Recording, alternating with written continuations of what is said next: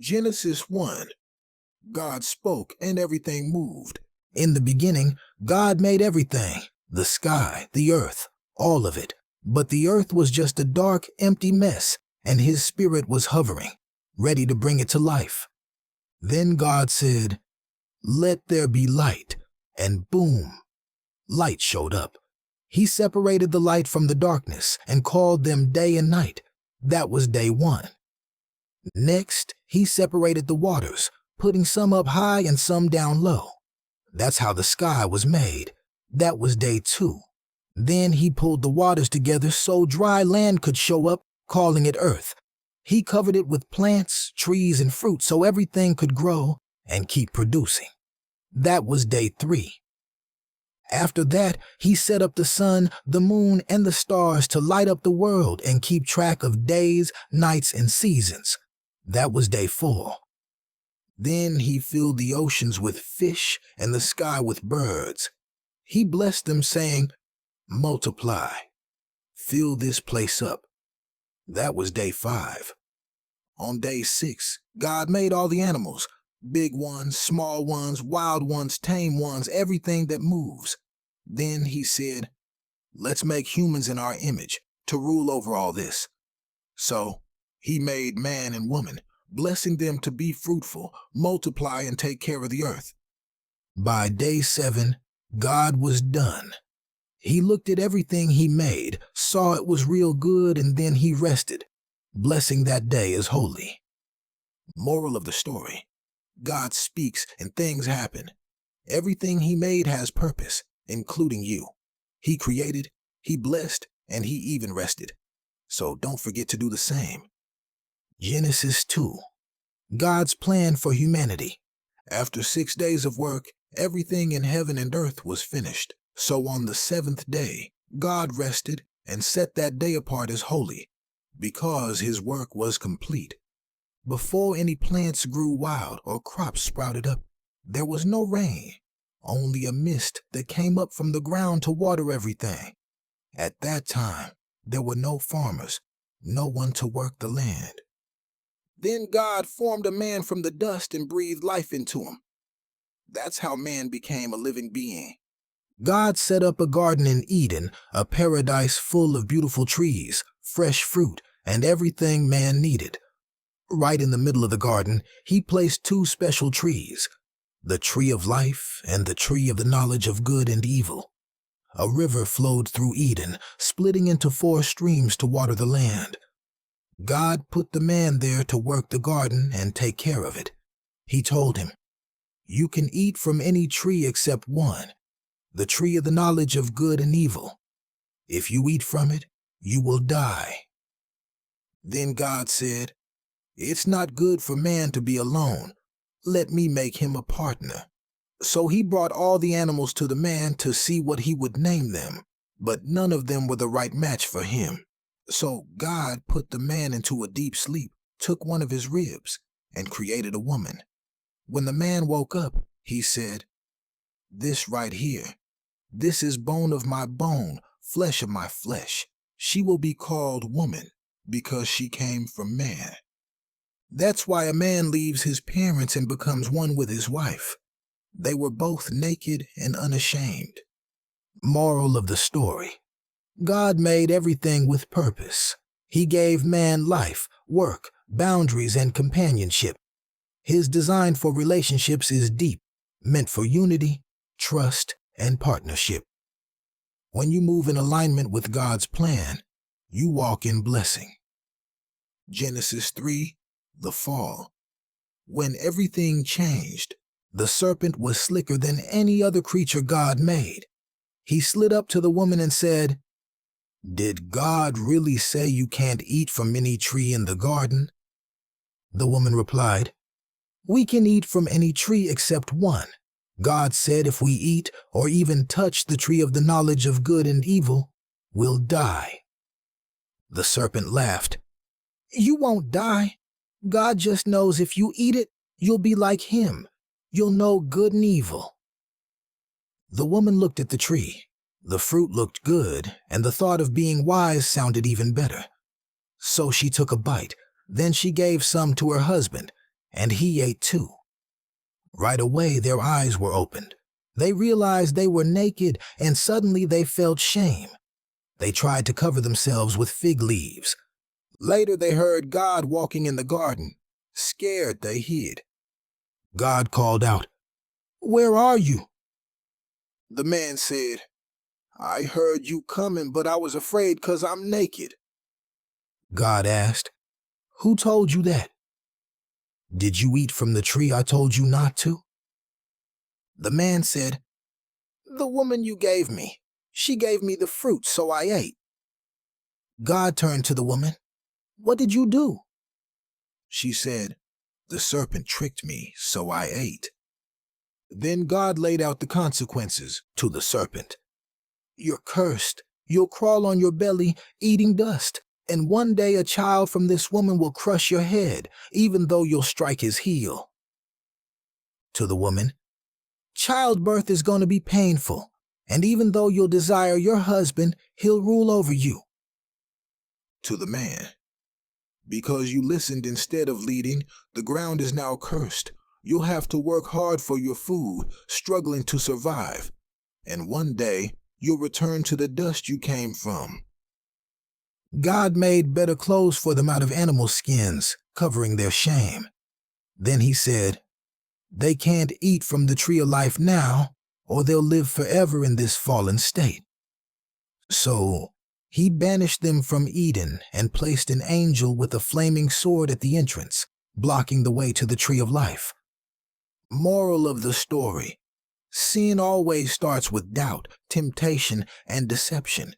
It leads to shame, separation, and struggle. But even in judgment, God showed mercy, covering them and promising a Savior who would one day make things right. Genesis 4.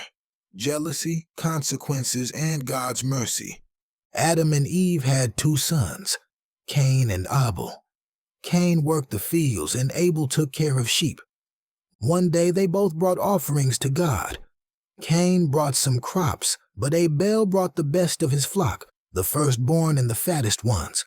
God accepted Abel's offering but rejected Cain's. Cain got heated. He was mad and depressed. God said, "Why are you so angry? If you do right, you'll be accepted too. But if not, sin is waiting at your door, ready to control you. You gotta master it." Instead of listening, Cain told Abel, "Let's go to the field." And while they were out there, he killed his own brother. Later, God asked Cain, "Where's your brother?" Cain said, "I don't know. Am I supposed to keep up with him?" God said, "What have you done? Your brother's blood is crying out to me from the ground. Now you're cursed. The land you worked so hard to grow food from won't produce for you anymore. You'll be a restless wanderer." Cain said, "This punishment is too much. If anyone finds me, they'll kill me." But God, even in judgment, showed mercy. He put a mark on Cain to protect him, saying, "Anyone who kills you will suffer even worse." So Cain left and settled in a land called Nod. Cain's family line grew. His descendants built cities, raised livestock, played music, and worked with metal. But violence continued. One of his descendants, Lamech, bragged about killing someone over a small offense. Meanwhile, Adam and Eve had another son, Seth. Through him, people began to call on the name of the Lord again. Morale of the story: jealousy leads to destruction if you don't check it. Sin is always waiting to take control, but you have the power to resist it. Even when we mess up, God still offers mercy, but there are always consequences. Genesis 5, the family line from Adam to Noah. Adam had a son named Seth, and through him, the family line continued. People lived long back then, hundreds of years, but no matter how long they lived, they all had the same ending. And then he died. Adam lived 930 years, then he died. Seth lived 912 years, then he died. Enosh lived 905 years, then he died. Kenan lived 910 years, then he died. Mahalalel lived 895 years, then he died. Jared lived 962 years, then he died. But then came Enoch. He walked so closely with God that he didn't die. God just took him. Methuselah, Enoch's son, lived the longest, 969 years. Then he died. Lamech had a son named Noah and said, "This child will bring us relief from all this hard work and struggle." Noah had 3 sons, Shem, Ham, and Japheth. Morale of the story: life is short, even if you live hundreds of years. Everybody dies, but walking with God changes everything. Enoch didn't die. He was taken up.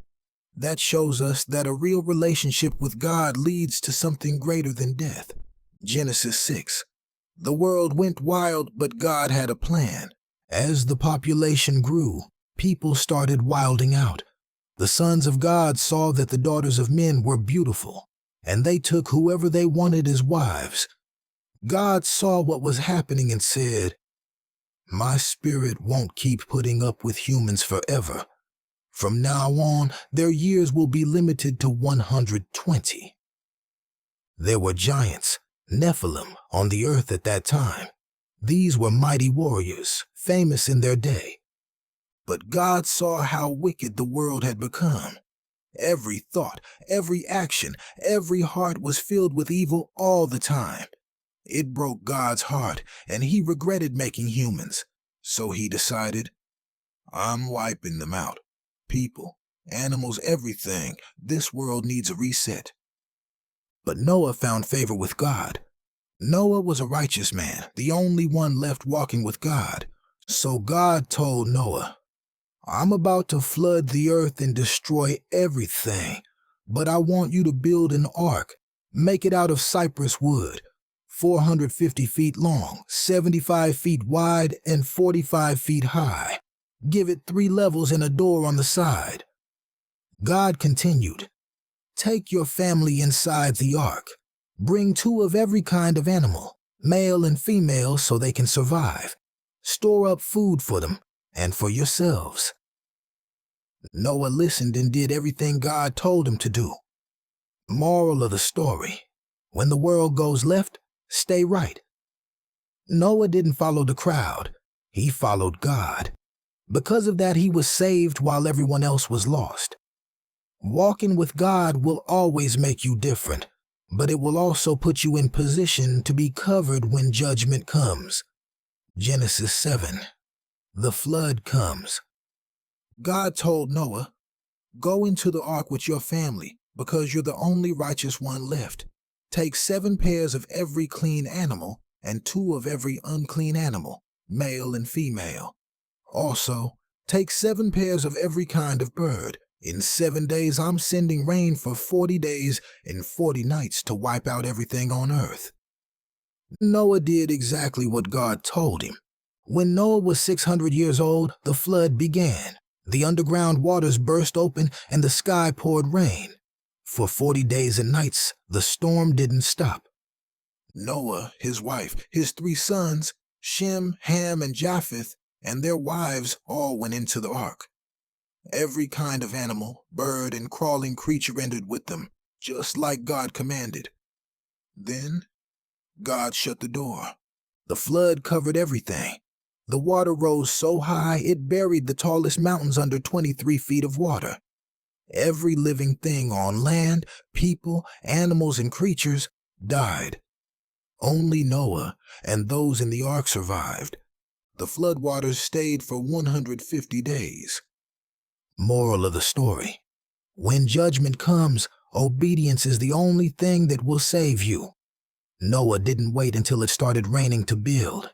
He moved when God told him to. Faith isn't about seeing, it's about trusting. When God shuts a door, nobody can open it. Genesis 8. The flood ends, but the promise begins. After 150 days, God sent a wind across the earth, and the floodwaters started going down. The underground springs closed, the rain stopped, and the water slowly drained away. After 5 months, the ark rested on Mount Ararat. The water kept lowering, and after 3 more months, the mountaintops became visible. Noah waited 40 more days and then sent out a raven, but it just kept flying back and forth. Then he sent a dove, but it couldn't find a dry place to land, so it came back. A week later, he sent the dove again, and this time it returned with an olive leaf. Noah knew the earth was drying up. After another 7 days, he sent the dove again, and it never came back. By the time Noah was 601 years old, the ground was dry. Then God told him, "Come out of the ark, you, your family, and every creature with you. Let them spread out, be fruitful, and fill the earth again." Noah built an altar and offered sacrifices to God. When God smelled the offering, he said, "Never again will I destroy all life like this, even though people's hearts lean toward evil from childhood. As long as the earth remains, there will be planting and harvest, cold and heat, summer and winter, day and night." Moral of the story: even after judgment, God's mercy remains. Noah waited on God's timing, and when he stepped out, he worshiped first. No matter how bad things get, God always makes a way to restore what was lost. Genesis 9, a new start in a covenant with God.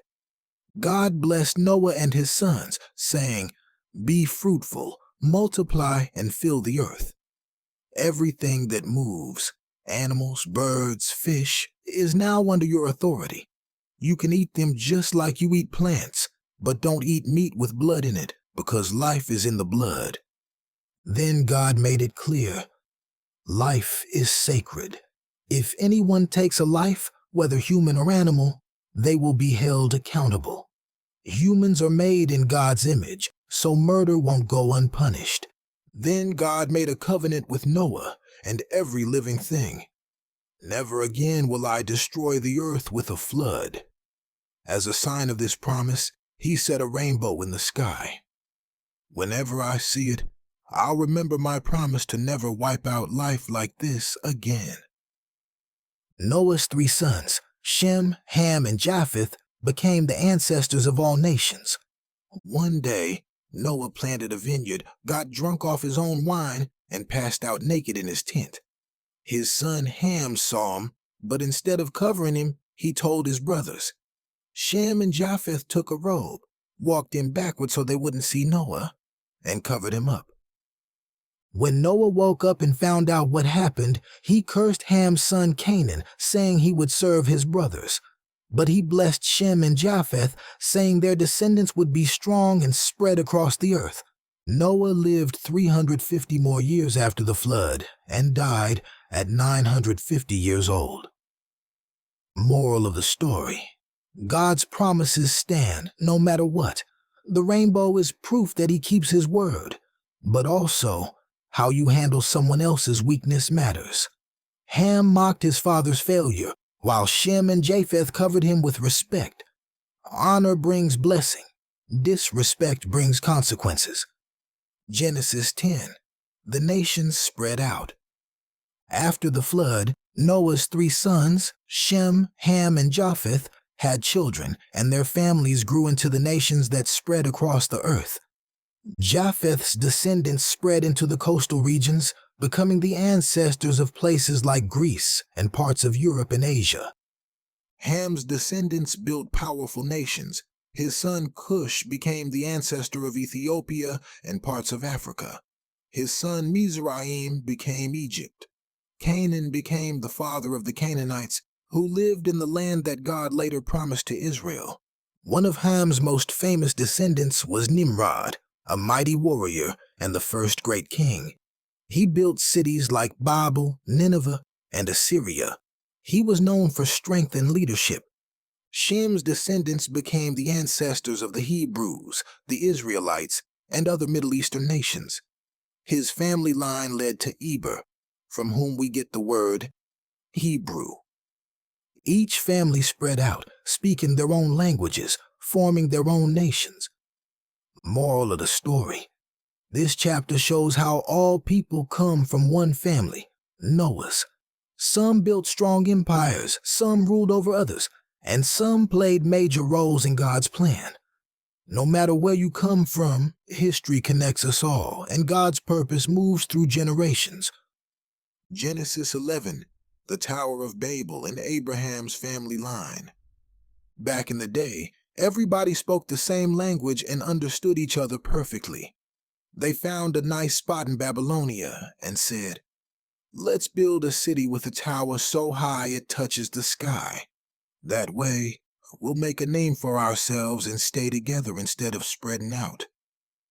But God came down, looked at their project and said, "These people are united, speaking one language, and already thinking they can do whatever they want.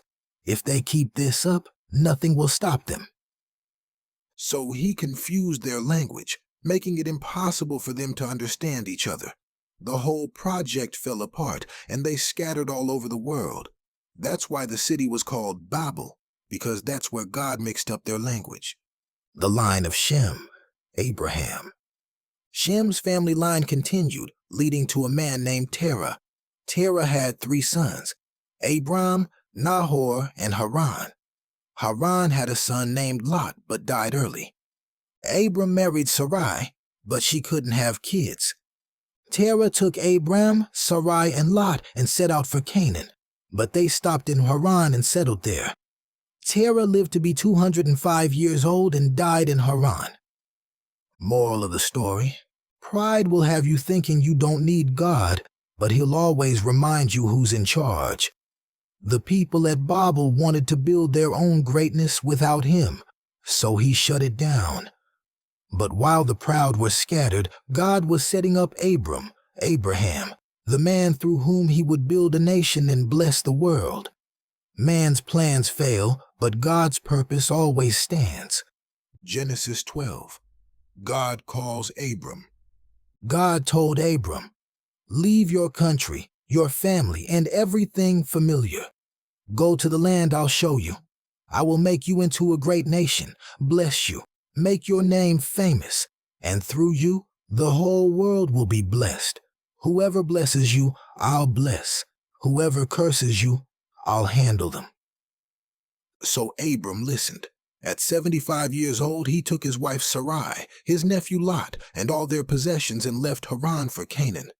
When they got there, God told him, "This is the land I'm giving to your descendants." So Abram built an altar to worship God. Then Abram moved to Bethel and set up camp.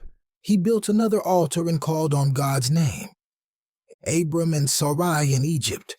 A famine hit the land, so Abram and Sarai went to Egypt to survive. But Abram got scared. He told Sarai, "You're so beautiful that when the Egyptians see you, they'll kill me just to take you. Say you're my sister so they don't hurt me." When they arrived, Pharaoh's officials saw how fine Sarai was and took her to Pharaoh's palace. Pharaoh treated Abram well because of her, giving him livestock, silver, and servants. But God wasn't having it. He sent plagues on Pharaoh's household. Pharaoh called Abram out. "Why didn't you tell me she was your wife? Why'd you let me take her? Take her back and get out." So Pharaoh sent Abram and Sarai away with everything they had. Moral of the story: faith means moving even when you don't know where you're going. Abram trusted God and left everything behind, and because of that, he stepped into a blessing. But fear can make even the faithful slip up. Instead of trusting God in Egypt, Abram tried to protect himself with a lie, and it almost cost him. Trust God fully, even when things look risky. Genesis 13. Abram and Lot go their separate ways. Abram left Egypt with his wife Sarai, his nephew Lot, and all their riches, gold, silver, and livestock. They traveled back to Bethel, where Abram had first built an altar to worship God. Abram and Lot's wealth causes problems. Both Abram and Lot had so many flocks, herds, and servants that the land couldn't support them both. Their workers started arguing over space, and on top of that, the Canaanites and Perizzites were also living in the land. Abram told Lot, "We're family. We don't need to fight. There's plenty of land, so let's split up. You pick first. If you go left, I'll go right. If you go right, I'll go left." Lot looked around and saw the Jordan Valley. Green, watered like a paradise, looking just like Egypt. It seemed perfect, so he chose the best land for himself and moved near Sodom. But what he didn't realize was that Sodom was full of wicked people who didn't respect God. After Lot left, God spoke to Abram. "Look around. Everything you see, north, south, east, and west, I'm giving to you and your descendants forever. Your offspring will be so many, they'll be like the dust of the earth, uncountable.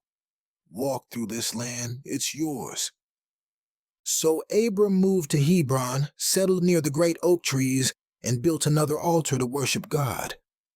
Moral of the story: Lot chose based on what looked good, but he didn't think about the spiritual consequences. Abram let God choose for him, and God blessed him. Sometimes the best-looking option isn't the right one. Trust God's plan over what looks good on the surface. Genesis 14, War, Rescue, and a Mysterious King. The first recorded war. A battle broke out between 4 kings and 5 kings.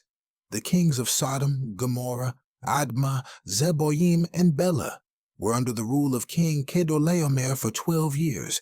In year 13, they rebelled. By year 14, Chedorlaomer and his allies came through, crushing everything in their path. When the 5 kings of Sodom and Gomorrah tried to fight back, they lost badly. Some ran, and others fell into tar pits while fleeing. The enemy kings took everything, all the riches, food, and supplies from Sodom and Gomorrah. Worst of all, they captured Lot and took him with them. Abram rescues Lot. When Abram heard that his nephew Lot had been taken, he didn't hesitate.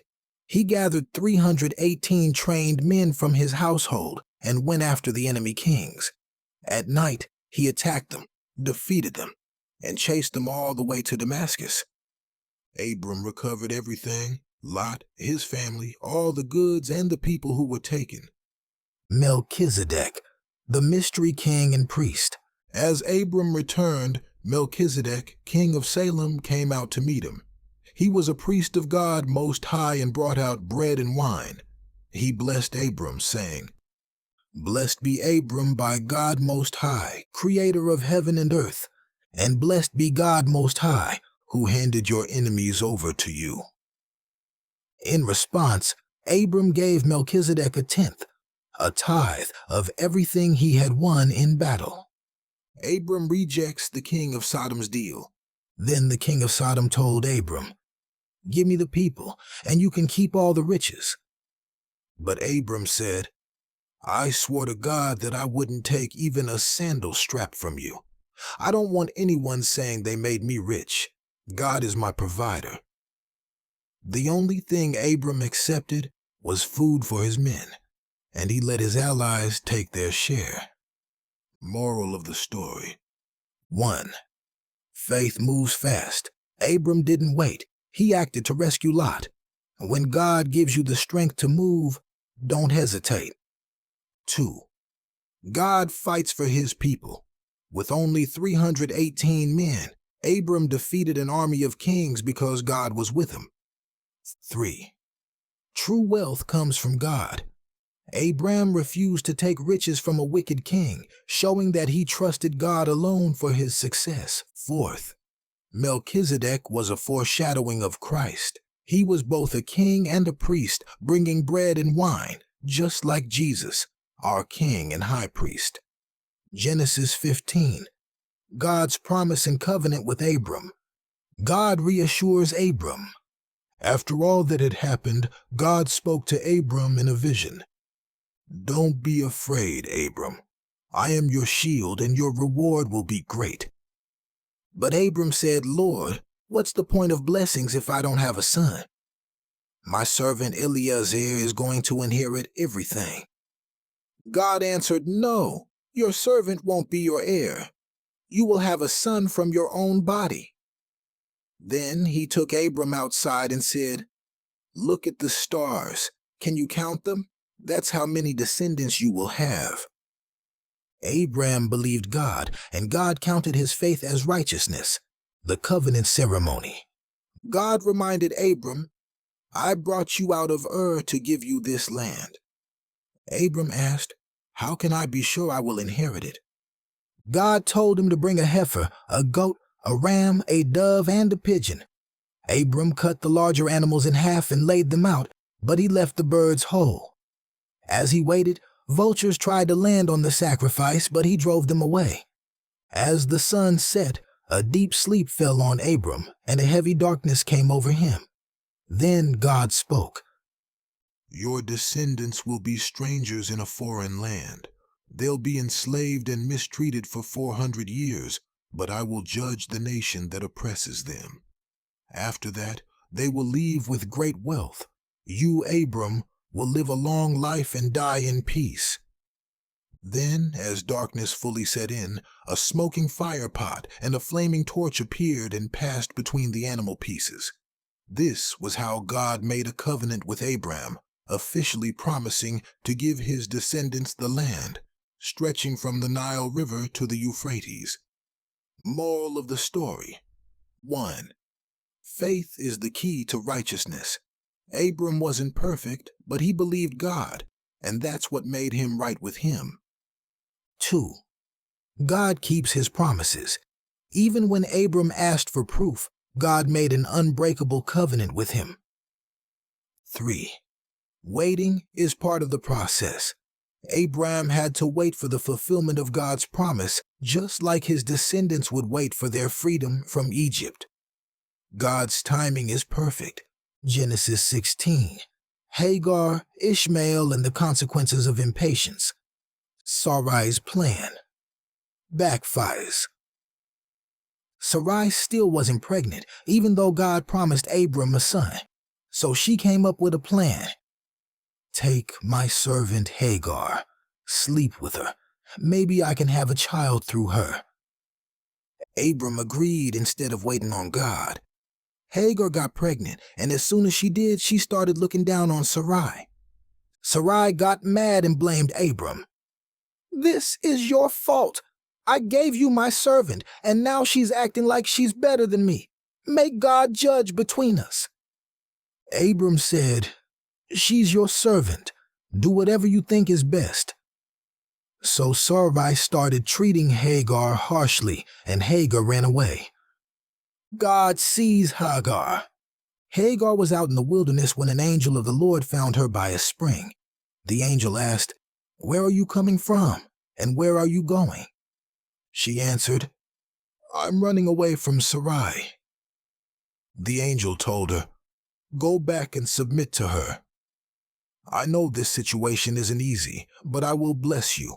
You will have so many descendants they can't be counted. You will have a son, and his name will be Ishmael.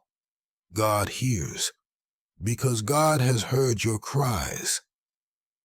Then the angel said, your son will be strong and independent, living in conflict with his brothers. Hagar was amazed. God sees me. He knows my struggle. She named the place Bir Lahai Roi, the well of the living one who sees me. Ishmael is born. Hagar went back and gave birth to Ishmael. Abram was 86 years old when his first son was born. Moral of the story: 1. Rushing God's plan leads to problems. Sarai and Abram tried to help God, but it only caused drama. Faith requires patience. 2. God sees and hears the outcast. Hagar was mistreated, but God found her, spoke to her, and gave her a promise. 3. Our choices have lasting consequences. Ishmael's birth changed history, leading to conflict for generations. But even in our mistakes, God still shows mercy. Genesis 17. God's covenant and the promise of Isaac. God renews his promise. When Abram was 99 years old, God appeared to him and said, I am God Almighty. Walk faithfully before me, and I will make my covenant with you. Abraham fell face down, and God continued, I am making you the father of many nations. Your name will no longer be Abram, exalted father, but Abraham, father of many. I will bless you, make nations come from you, and even kings will be your descendants. This covenant is forever. I will be your God, and the God of your children after you. The sign of the covenant, circumcision. God told Abraham, Here's the sign of our covenant. Every male among you must be circumcised, every newborn boy, every servant, every man in your household, even foreigners must have this mark. If any male refuses, he will be cut off from my people because he has broken my covenant. Sarai, Sarah, and the promise of Isaac. Then God said, Your wife's name will no longer be Sarai, princess, but Sarah, mother of nations. I will bless her and give you a son through her. Kings will come from her line.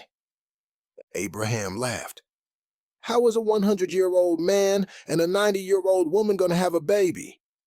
He said, God, just bless Ishmael. But God said, No. Sarah will give you a son, and you will name him Isaac. Laughter. My covenant will be with him and his descendants. But I have heard you about Ishmael. I will bless him too. He will have 12 princes and become a great nation. But my promise is through Isaac, who will be born next year. Abraham obeys.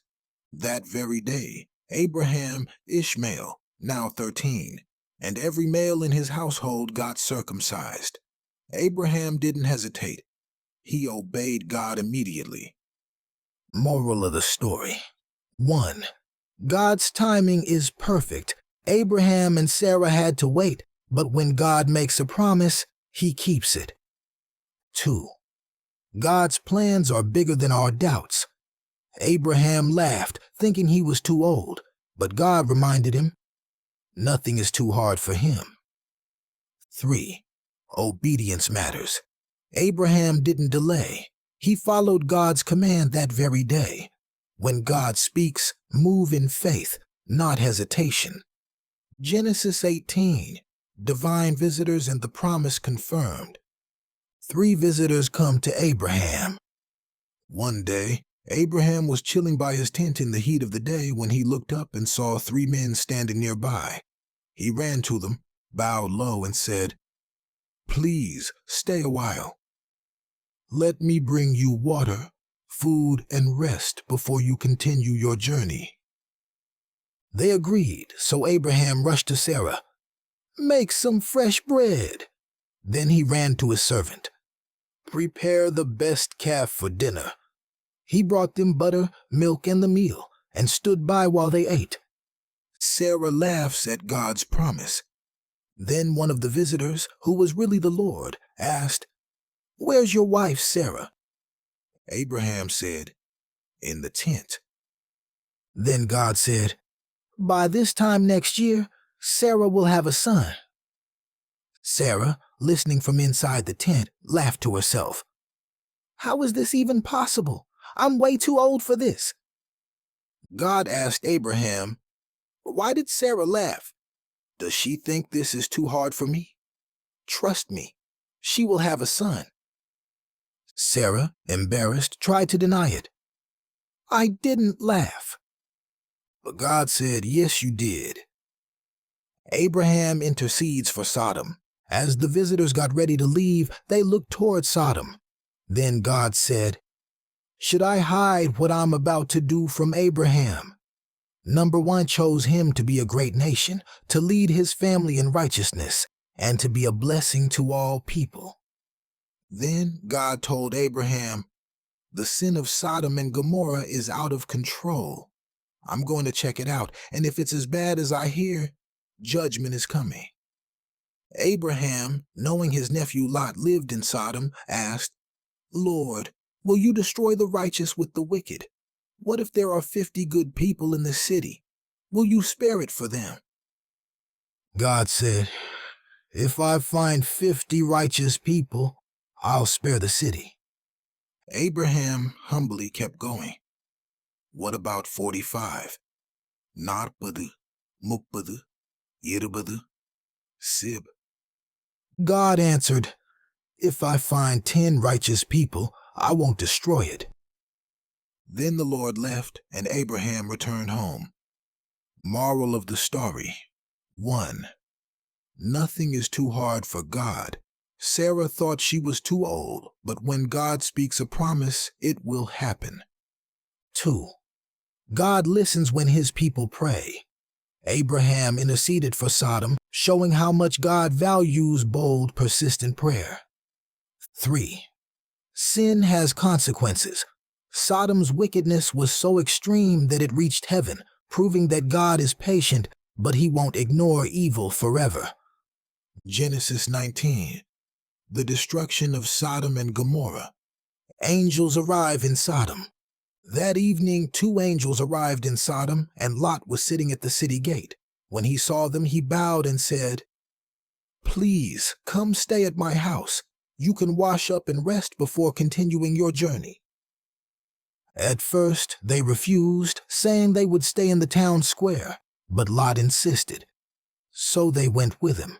He prepared a meal, and they ate. The wickedness of Sodom.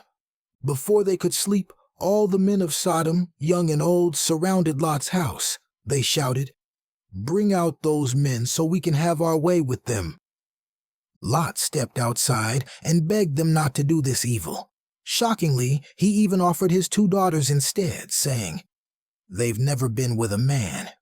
Do what you want with them, but don't harm my guests."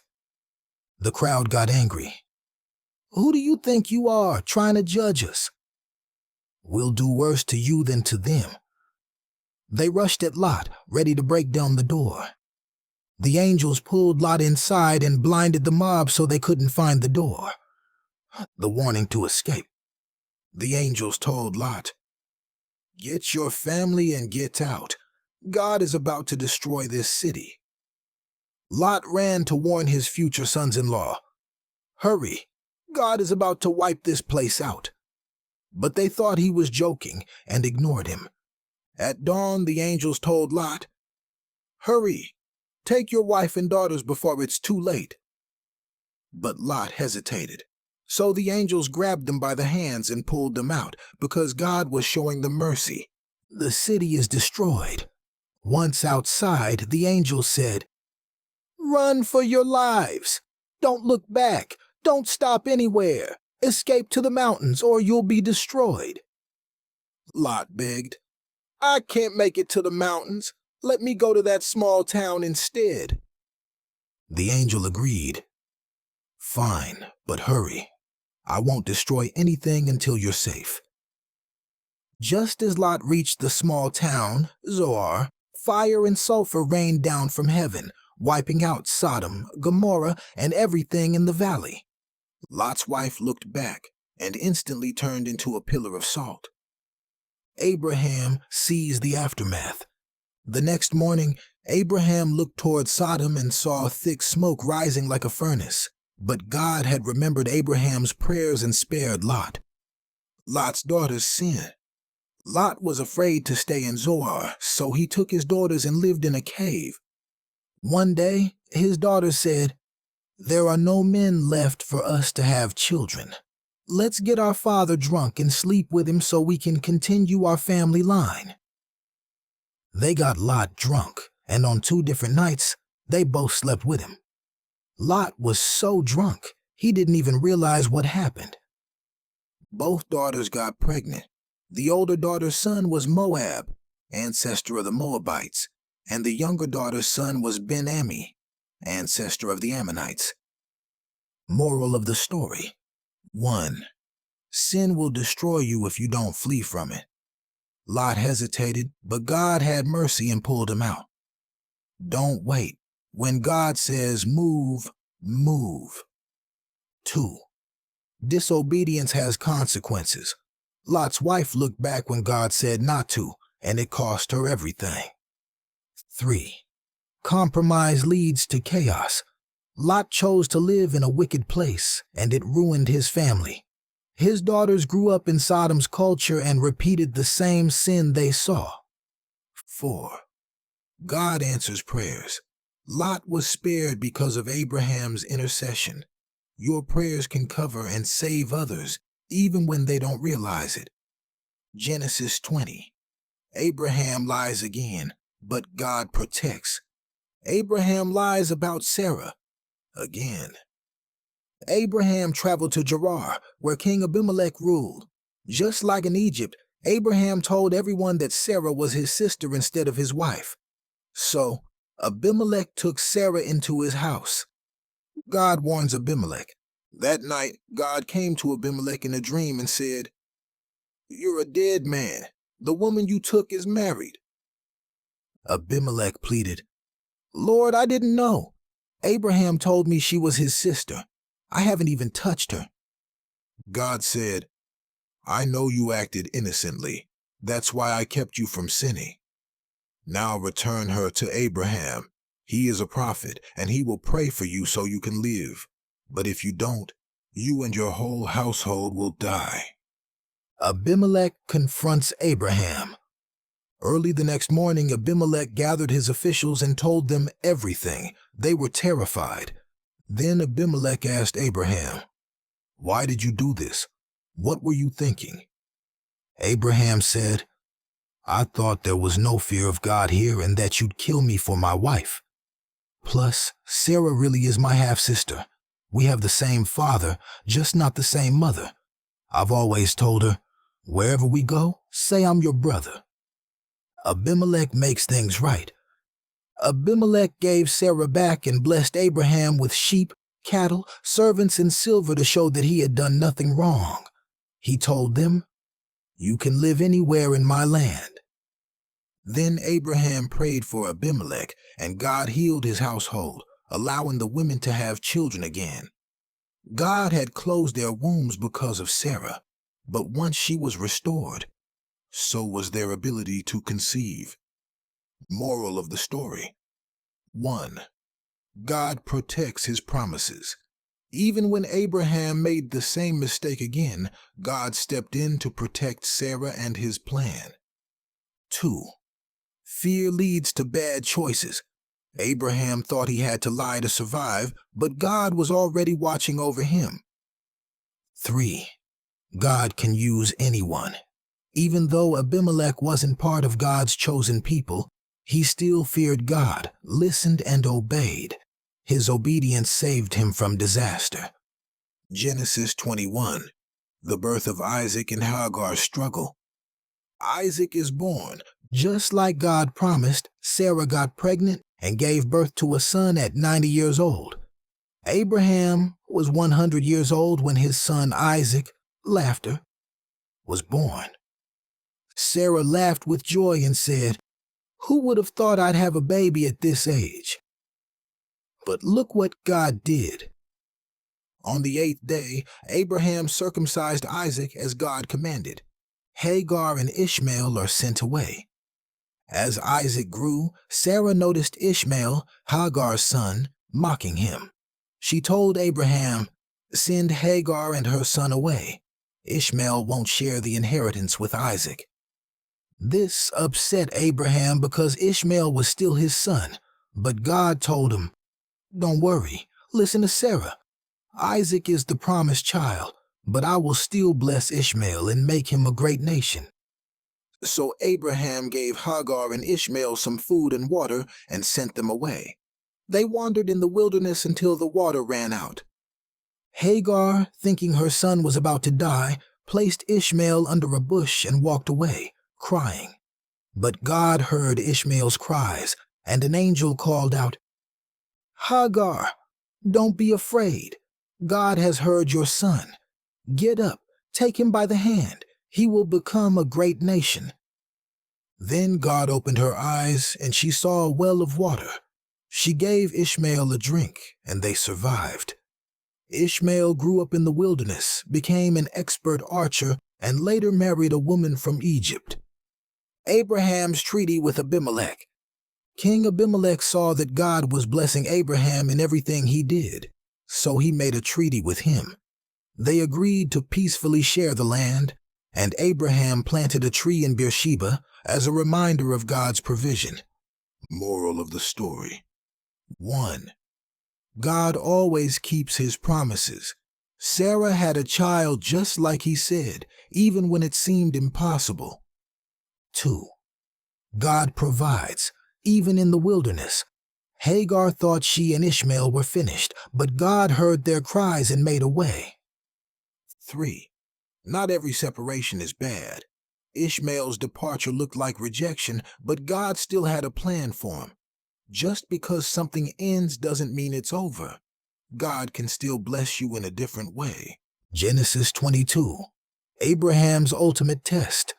God's command, sacrifice Isaac. One day, God tested Abraham. He said, "Take your son, your only son Isaac, whom you love, and go to the land of Moriah. Offer him as a burnt offering on a mountain I will show you." Without hesitation, Abraham obeyed. Early the next morning he got up, saddled his donkey, took 2 servants and Isaac, and set out for the place God told him about. On the 3rd day, Abraham saw the mountain in the distance. He told the servants, "Stay here with the donkey. My son and I will go worship, and then we will come back." The journey up the mountain. Isaac carried the wood while Abraham carried the fire and knife. As they walked, Isaac asked, "Father, we have the fire and the wood, but where is the lamb for the sacrifice?" Abraham answered, "God will provide the lamb, my son." Abraham's obedience and God's provision. When they reached the place, Abraham built an altar, arranged the wood, tied up Isaac, and placed him on top. Then he raised the knife to kill his son. At that moment, the angel of the Lord called out, "Abraham! Abraham, don't lay a hand on the boy.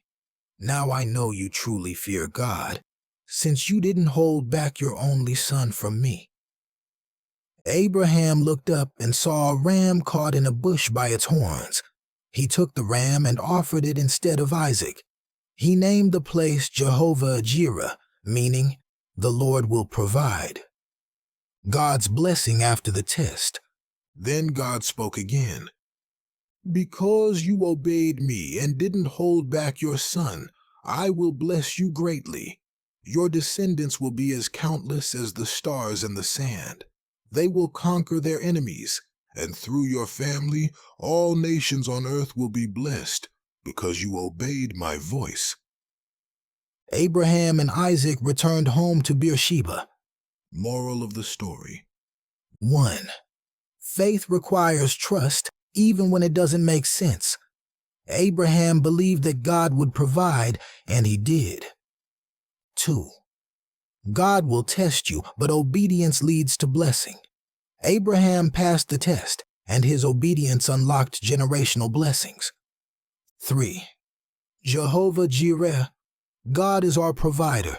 When we trust him, he will always make a way, even in impossible situations. Genesis 23. Sarah's death and Abraham buys land. Sarah passes away.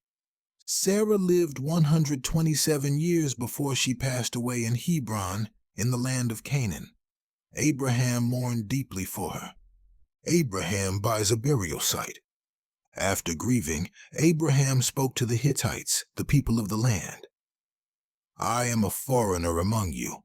Let me buy a piece of land to bury my wife properly." The Hittites respected Abraham and said, "You are a great man among us. You can bury her in any of our tombs. No one will refuse you." But Abraham insisted, "I want to buy the cave of Machpelah from Ephron. I will pay full price."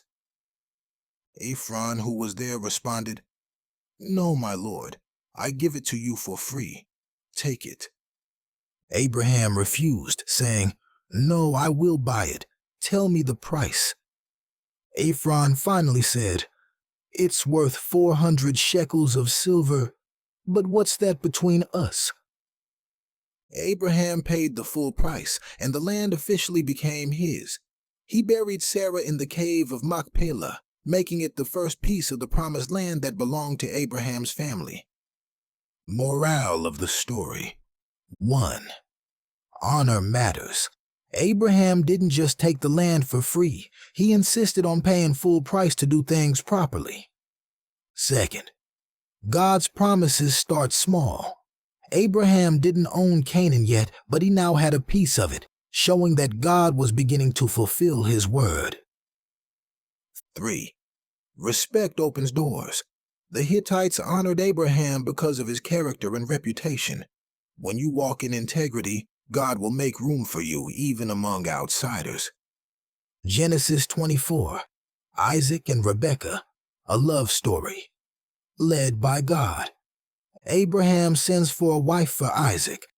Abraham was old, and he wanted to make sure Isaac married the right woman. He called his most trusted servant and said, "Swear to me that you won't let Isaac marry a Canaanite woman. Go to my homeland and find a wife for him from my family." The servant asked, "What if she refuses to come back with me? Should I take Isaac there?" Abraham said no. "God promised this land to my descendants. If the woman won't come, you're free from this oath, but I believe God will send his angel ahead of you." The servant's prayer and Rebekah's arrival. The servant took 10 camels loaded with gifts and traveled to Nahor, Abraham's homeland.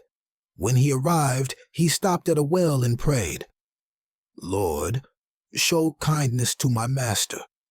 Let the right woman be the one who offers me water and also waters my camels." Before he even finished praying, Rebekah came to the well. She was beautiful and a virgin.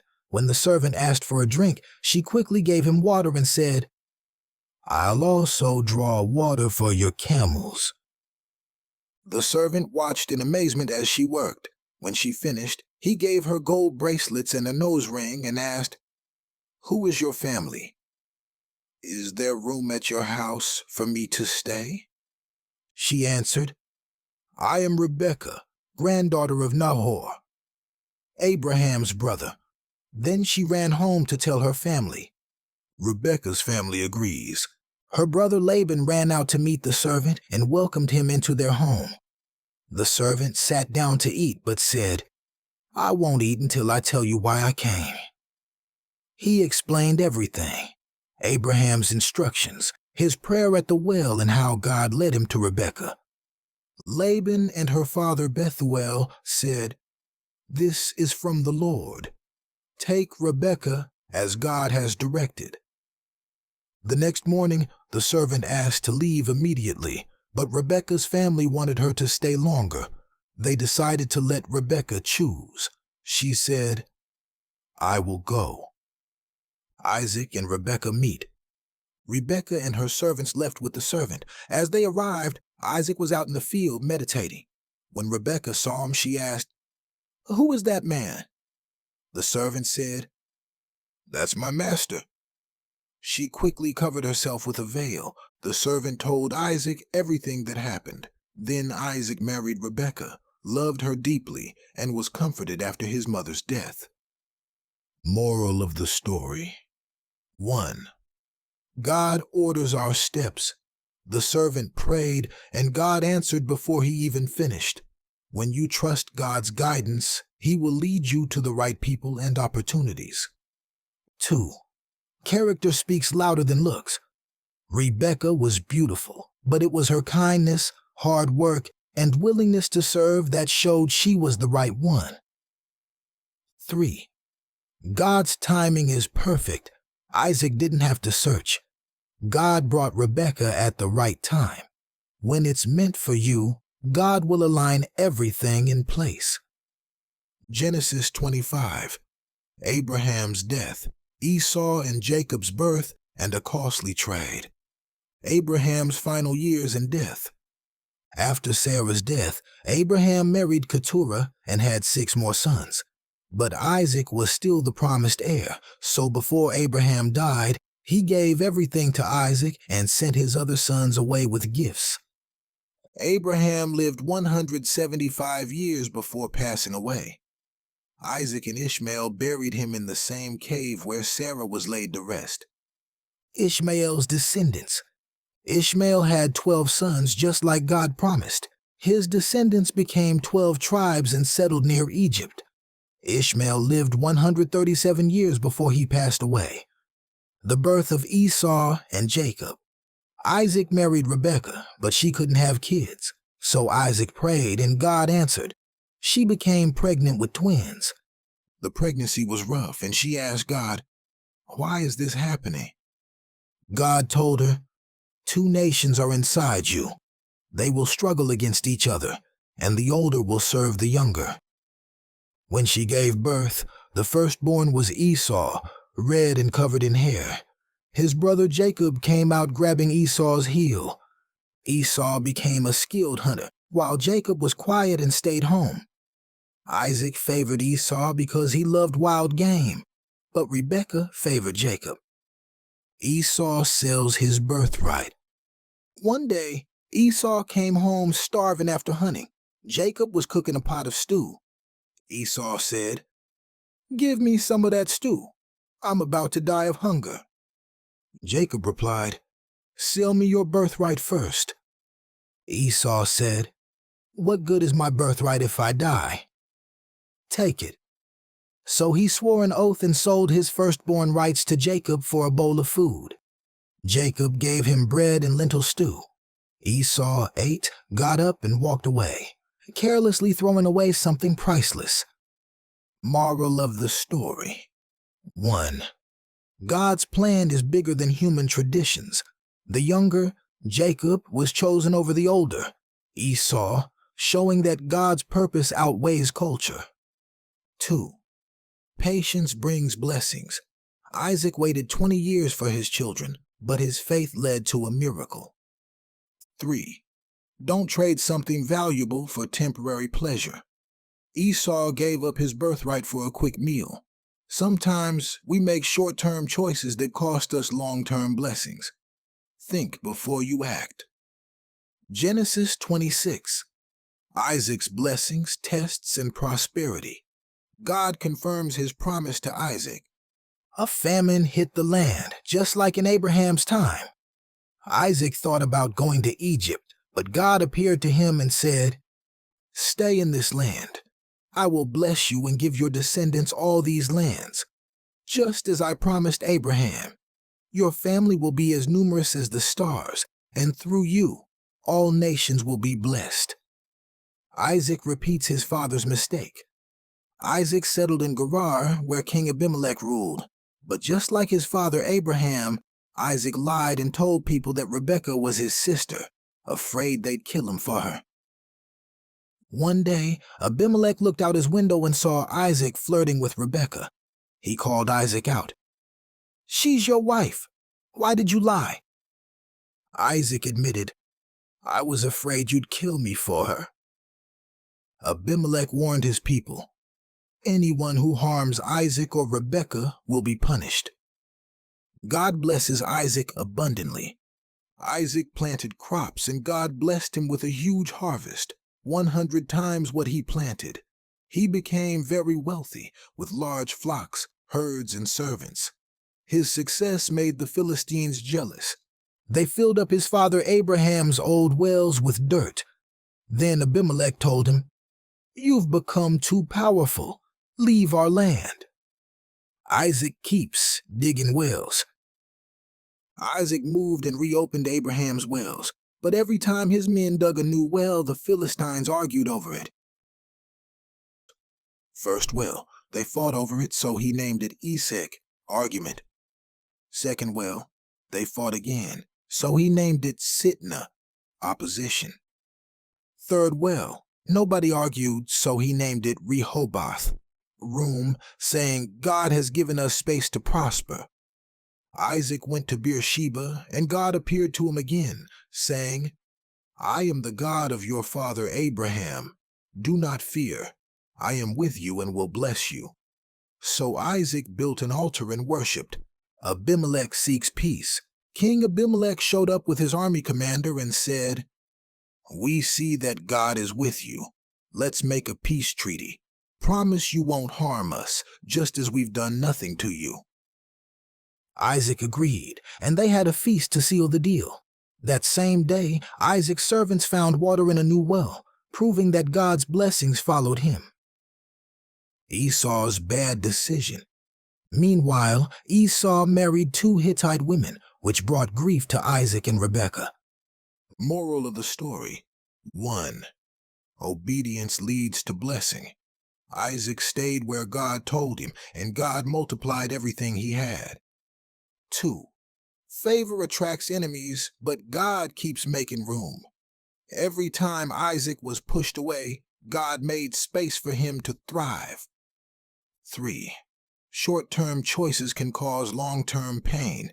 Esau's marriage outside the family's faith brought stress to his parents. Choose wisely. Genesis 27. Jacob tricks Esau out of the blessing.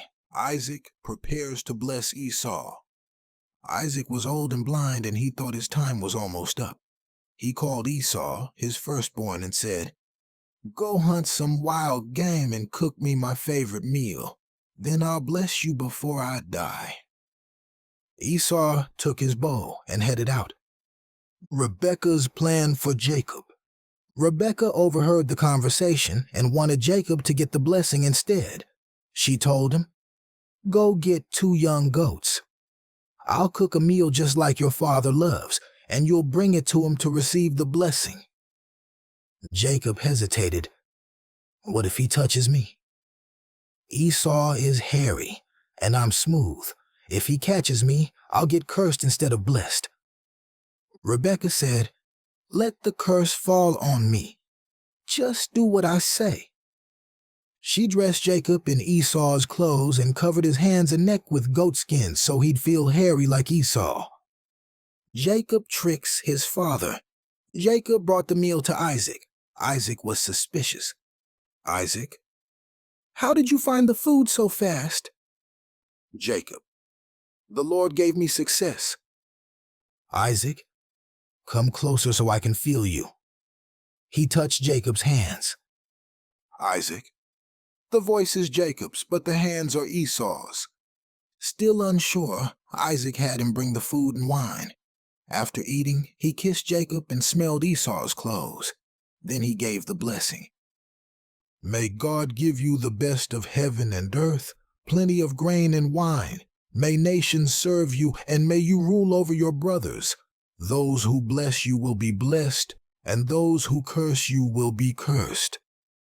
Esau returns and learns the truth. Right after Jacob left, Esau came in with his meal. "Esau, Father, here's your food. Bless me." Isaac trembled. "Who are you?" "I already blessed someone else, and the blessing stands." Esau cried out, "Father, bless me too." Isaac, "Your brother took your blessing." Esau, "Twice now he's tricked me. First my birthright, now my blessing. Don't you have anything left for me?" Isaac told Esau, "You will live away from the richness of the earth. You will serve your brother, but one day you will break free." Esau's anger and Jacob's escape. Esau was furious and said, "After my father dies, I'm going to kill Jacob." Rebekah found out and warned Jacob, "Run to my brother Laban in Haran. Stay there until Esau cools down." She convinced Isaac to send Jacob away by saying, "I can't stand the idea of him marrying a Canaanite woman like Esau did." Moral of the story: 1. Deception leads to conflict. Jacob got the blessing, but he had to run for his life. 2. God's plans will happen, but his way is best. Jacob was meant to be blessed, but if Rebekah had waited, God could have made it happen without lies. 3. Short-term decisions have long-term consequences. Esau lost his blessing because he took his birthright lightly. Some opportunities don't come back. Be wise with what God gives you. Genesis 28. Jacob's journey and God's promise. Isaac sends Jacob away. After Esau threatened to kill Jacob, Isaac called Jacob and blessed him again. He told him, "Don't marry a Canaanite woman. Go to your mother's family in Haran and find a wife there." Isaac also reminded him of God's promise. "May God bless you and make you a great nation. May he give you the land he promised to Abraham." So Jacob left Beersheba and traveled toward Haran. Esau's attempt to fix his mistake. Esau saw that his parents were unhappy with his Canaanite wives. Trying to make things right, he married a daughter of Ishmael. But this still wasn't part of God's plan. Jacob's dream at Bethel. That night, Jacob stopped to sleep using a stone as a pillow. As he slept, he had a dream of a stairway, ladder reaching from earth to heaven, with angels going up and down. At the top, God stood and spoke. "I am the Lord, the God of Abraham and Isaac. I will give you this land. Your descendants will be like the dust of the earth, spreading in every direction. Through you, all nations will be blessed. I am with you. I will protect you wherever you go and bring you back to this land. I will not leave you until I fulfill my promise." Jacob's response. Jacob woke up in awe and said, "Surely God is in this place, and I didn't even know it." He was afraid and said, "This is the house of God, the gate of heaven." He took the stone he slept on, set it up as a pillar, and poured oil on it to dedicate the place. He named it Bethel, house of God. Then Jacob made a vow. "If God is with me, protects me, provides for me, and brings me home safely, then he will be my God, and from everything he gives me, I will give him a tenth." Moral of the story. 1. God meets us even when we're running. Jacob left home afraid, but God showed up and reassured him of his promise.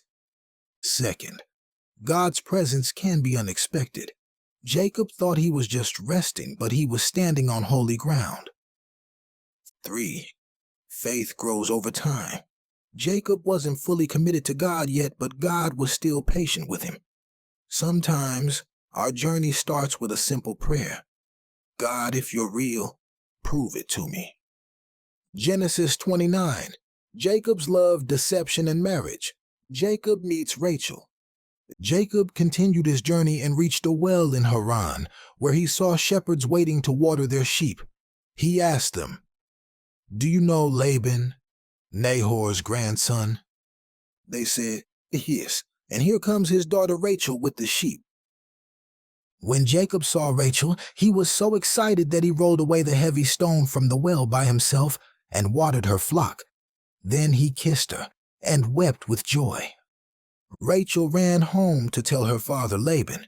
When Laban heard about Jacob, he ran to meet him, hugged him, and welcomed him into his home. Jacob stayed with Laban for a month, helping with the work. Jacob works for Rachel. Laban said, "You shouldn't work for free just because we're family. What should I pay you?" Jacob, madly in love with Rachel, said, "I'll work for you 7 years if you let me marry Rachel." Laban agreed, and Jacob worked 7 years, but because he loved Rachel so much it felt like only a few days to him. Laban's trick. Leah instead of Rachel. When the 7 years were up, Jacob said, "I have worked my time, now give me my wife." Laban prepared a wedding feast, but that night he switched Rachel for Leah, his older daughter. In the morning, Jacob woke up shocked. He had married Leah. Jacob confronted Laban. "Why did you deceive me?" Laban said, "It's not our custom to marry off the younger daughter first. Finish this bridal week and I'll give you Rachel too. But you must work another 7 years. Jacob agreed. A week later he married Rachel, but he now had to work another 7 years. Jacob's wives and their children. Jacob loved Rachel more than Leah, but God saw that Leah was unloved and gave her children. Leah had 4 sons. First, Reuben, God has seen my misery. Second, Simeon, God has heard me. 3. Levi, now my husband will be attached to me. Fourth, Judah, I will praise the Lord. Meanwhile, Rachel had no children. Moral of the story. 1. What goes around comes around. Jacob tricked Esau, and now Laban tricked him. Deception always comes back. 2.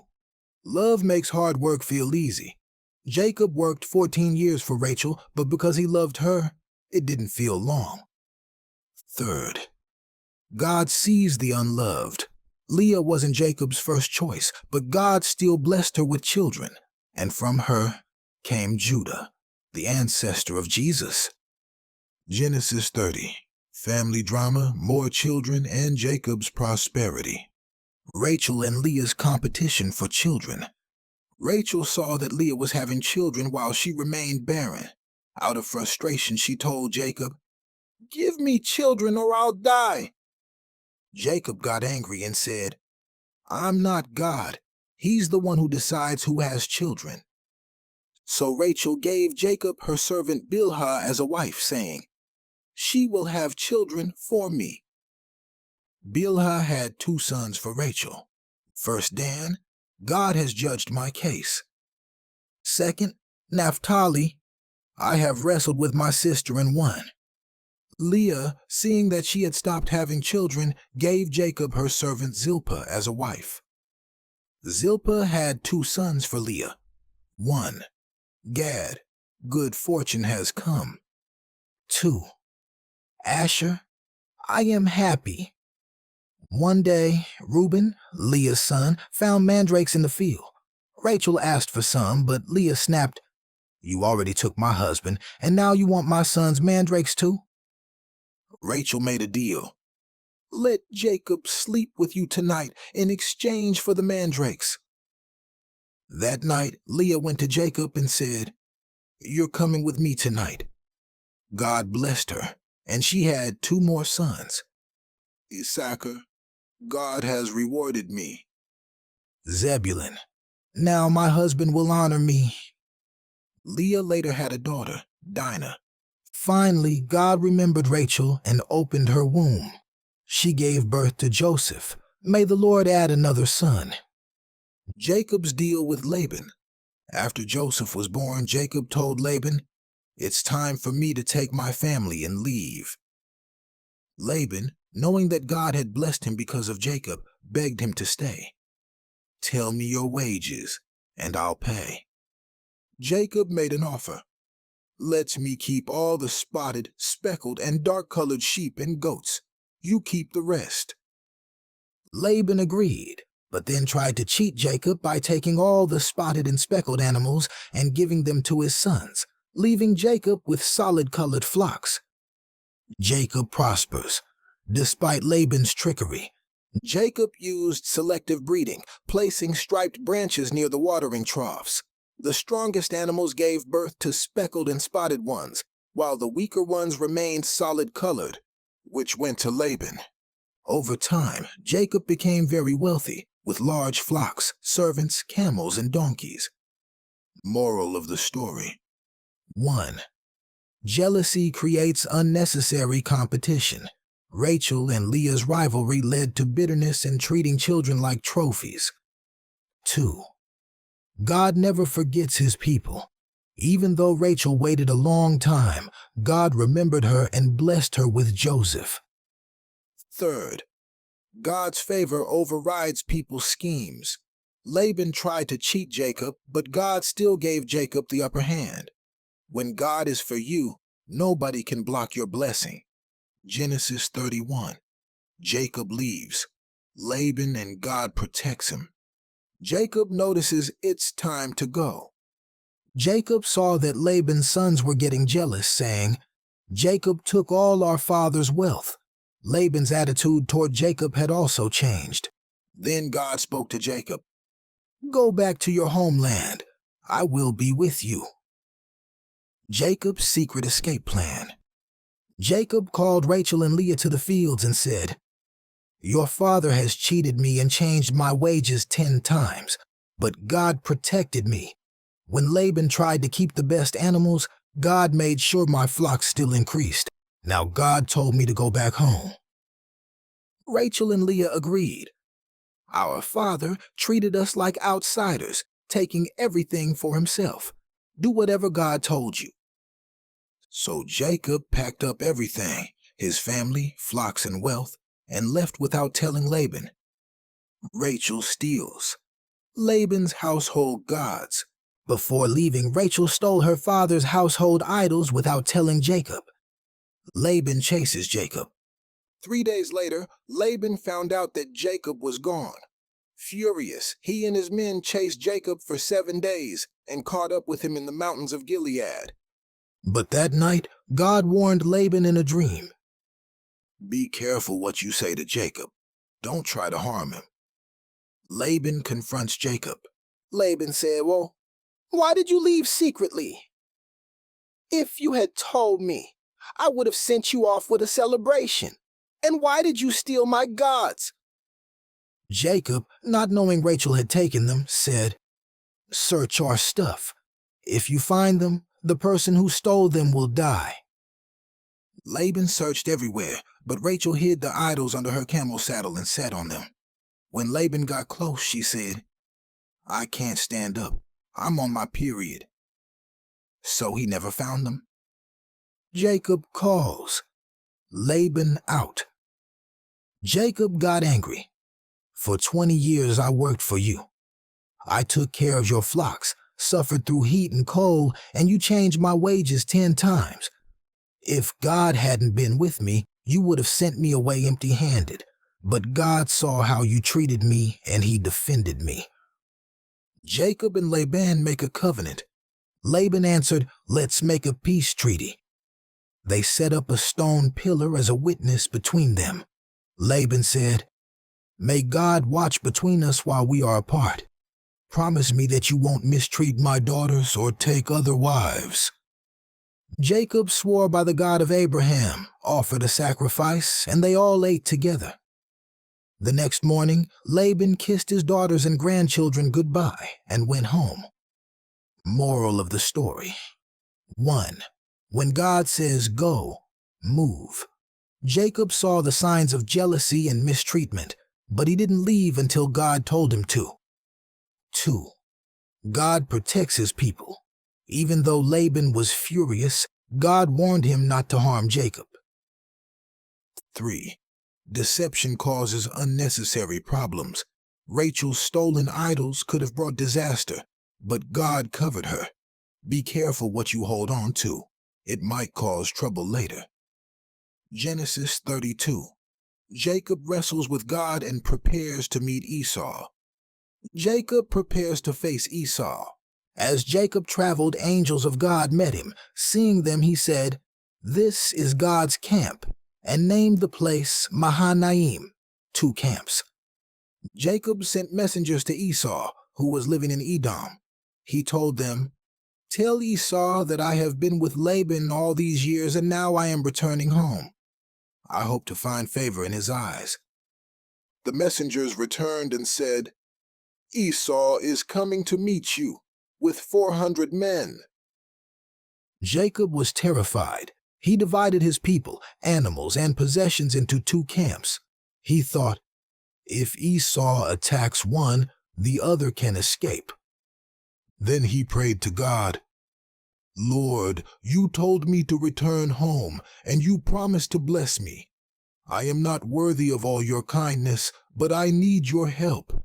Save me from Esau, for I fear he will kill me and my family. But you promised my descendants would be countless." Jacob's gift to Esau. Jacob prepared a huge gift for Esau to calm his anger.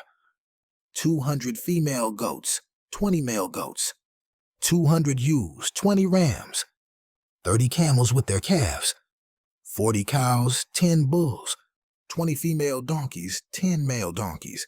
He sent them in waves, telling his servants, "When Esau meets you, say, 'These belong to your servant Jacob. They are a gift for my lord Esau.'" Jacob is coming behind us. Jacob hoped that by sending gifts ahead, Esau's anger would soften before they met. Jacob wrestles with God. That night, Jacob sent his family and possessions across the Jabbok River. Left alone, a man wrestled with him until dawn. When the man saw he couldn't overpower Jacob, he touched Jacob's hip, dislocating it. Yet Jacob still held on.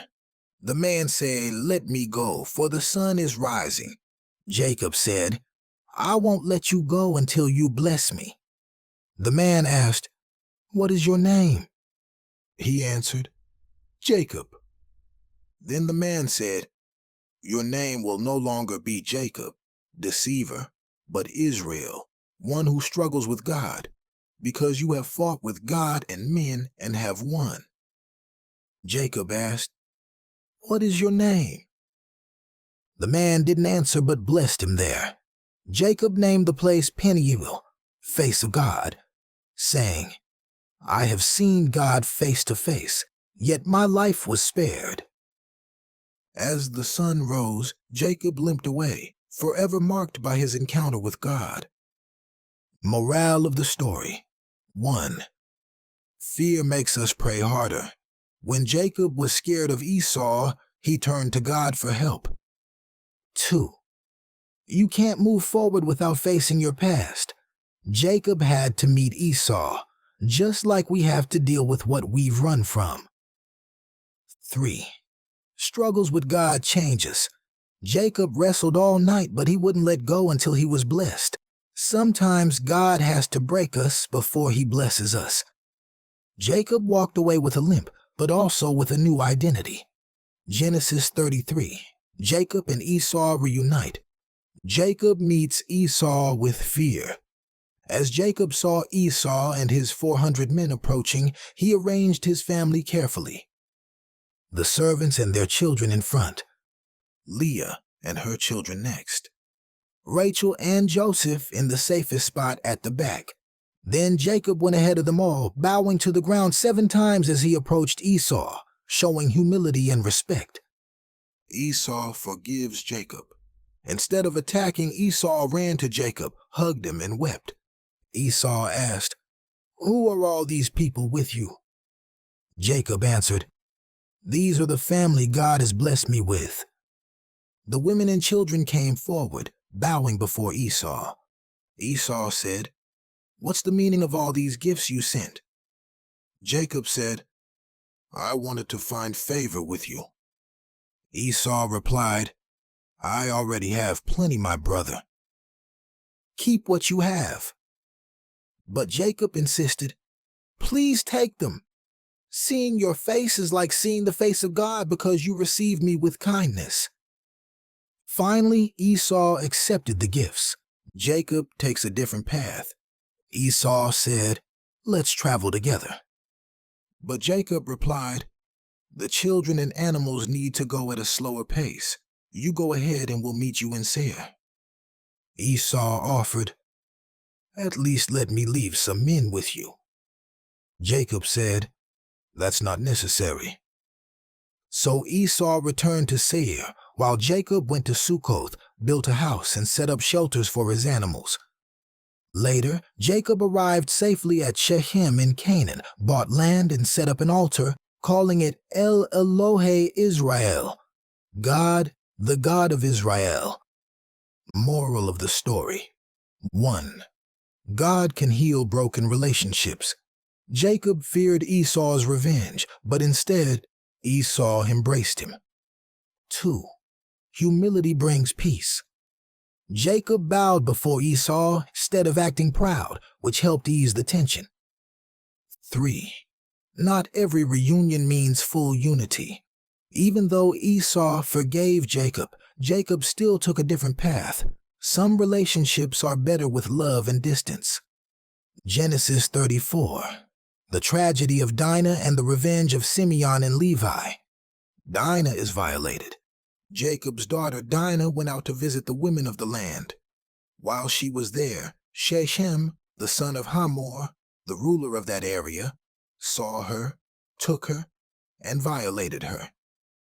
Afterward, Shechem became obsessed with Dinah and wanted to marry her.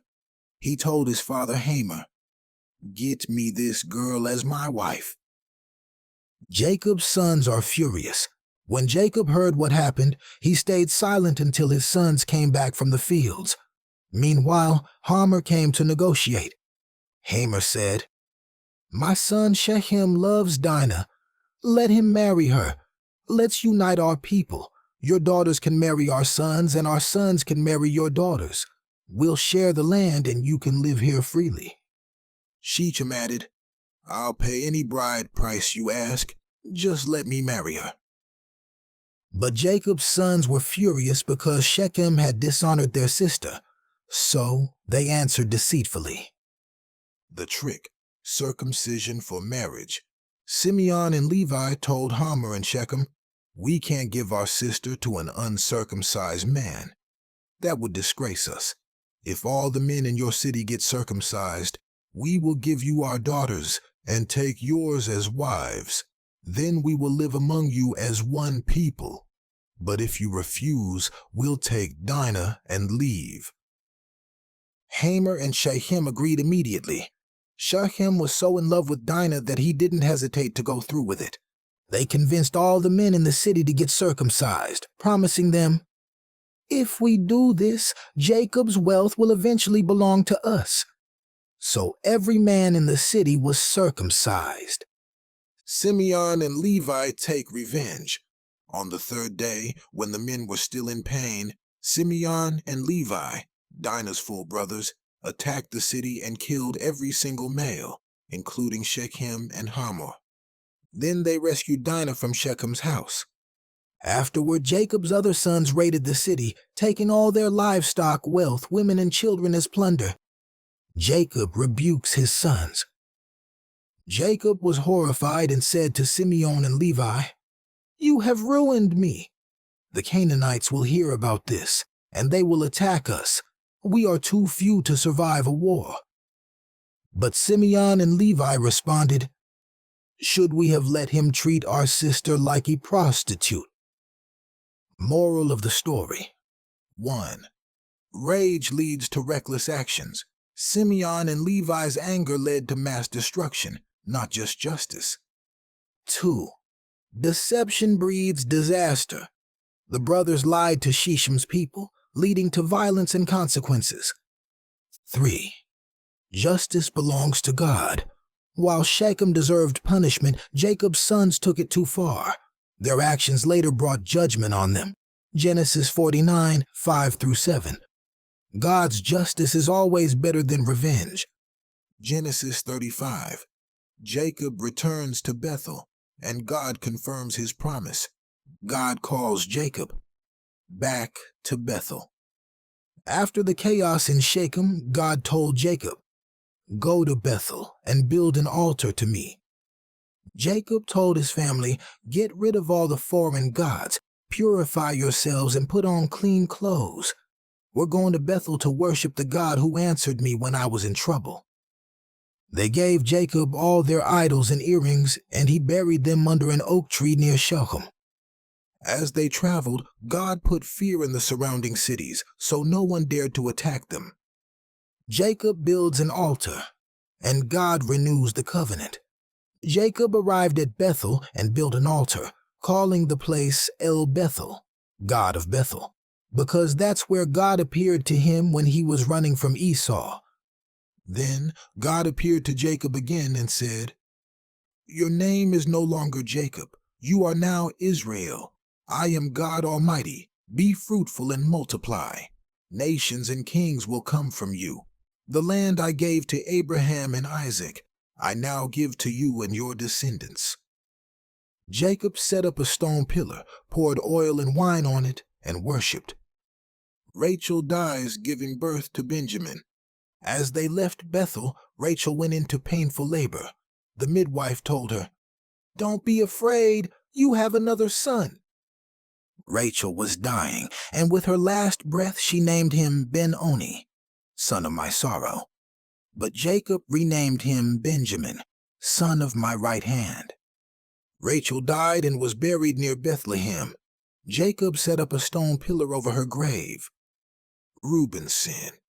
While they were living in that land, Reuben, Jacob's oldest son, slept with Bilhah, Rachel's servant, who was also Jacob's concubine. Jacob found out, but he said nothing. Yet, Jacob returns to Isaac and Isaac's death. Jacob finally returned home to Hebron, where his father Isaac was still living. Isaac died at 180 years old, and Jacob and Esau buried him together. Moral of the story: 1. When God calls you back, obey. Jacob had to return to Bethel to renew his relationship with God. Sometimes you have to go back to where you first met God. 2. God's promises don't change. Even after Jacob's mistakes, God still renewed his covenant and reminded him that he was chosen. 3. Sin brings consequences. Reuben thought he could get away with his disrespectful act, but later he lost his birthright. Genesis 49, 3-4. What's done in secret will always come to light. Genesis 36. The family of Esau, Edom's descendants, Esau's wives and children. Esau, Jacob's brother, had many wives and children. His wives were Adah, a Hittite, mother of Eliphaz; Oholibamah, a Hivite, mother of Jush, Jalam, and Korah; Basemath, Ishmael's daughter, mother of Reuel. Esau's family grew so large that he moved away from Jacob to the land of Seir because their livestock was too much for them to live together. Esau's descendants become the Edomites. Esau's descendants became the nation of Edom, and his sons became leaders of clans. Eliphaz's sons, Adah's line, Taman, Omar, Zepho, Gatam, and Kenaz. Eliphaz also had a son named Amalek through a concubine named Timnah. Reuel's sons, Basemath's line, Nahath, Zerah, Shammah, and Mizah, the kings of Edom. Long before Israel had kings, Edom had rulers. Some of their kings were Bela son of Beor from Dinhaba, Jobab son of Zerah from Bozrah, Husham from Temanite territory, Hadad, who defeated Midian, Samlah, Shaul, Baal-Hanan, and Hadar. Edom's chiefs. Edom's tribes were led by chiefs like Taman, Alvah, Pinon, and Magdiel. These were the rulers of Esau's descendants in different regions of Seir. Moral of the story: 1. God kept his promise to Esau. Even though Jacob was chosen, Esau still became a great nation. 2. Not all success is spiritual. Edom had kings before Israel, but earthly power doesn't mean divine favor. 3. Generations matter. The choices Esau made, marrying outside the family's faith, shaped his descendants' future, leading them away from God. Genesis 37, Joseph's dreams and his brother's betrayal. Joseph, the favorite son. Jacob, Israel, loved Joseph more than his other sons because he was born to him in his old age through Rachel. To show this, Jacob gave Joseph a special robe, a coat of many colors. Joseph's brothers hated him because of their father's favoritism. Joseph's dreams. One day, Joseph had a dream and told his brothers, "We were binding grain in the field, and my bundle stood up while yours bowed down to mine." His brothers snapped, "So you think you'll rule over us?" Their hatred grew even stronger. Later, Joseph had another dream and said, "I saw the sun, moon, and 11 stars bowing to me." Even Jacob rebuked him, saying, "Are you saying even your mother and I will bow to you?" But Jacob kept the dream in mind. The plot against Joseph. One day, Jacob sent Joseph to check on his brothers who were tending sheep near Shechem. When they saw him coming, they said, "Here comes the dreamer. Let's kill him and say a wild animal ate him." Reuben, the eldest, stopped them. "Don't kill him. Just throw him into this pit." He planned to rescue Joseph later. So they stripped Joseph of his robe and threw him into an empty cistern pit. While they were eating, they saw a caravan of Ishmaelites traveling to Egypt. Judah had an idea. "Why kill him when we can sell him? He is our brother after all." So they sold Joseph for 20 pieces of silver, covering up the crime. Reuben returned to the pit and saw Joseph was gone. Devastated, he cried, "What will I do now?"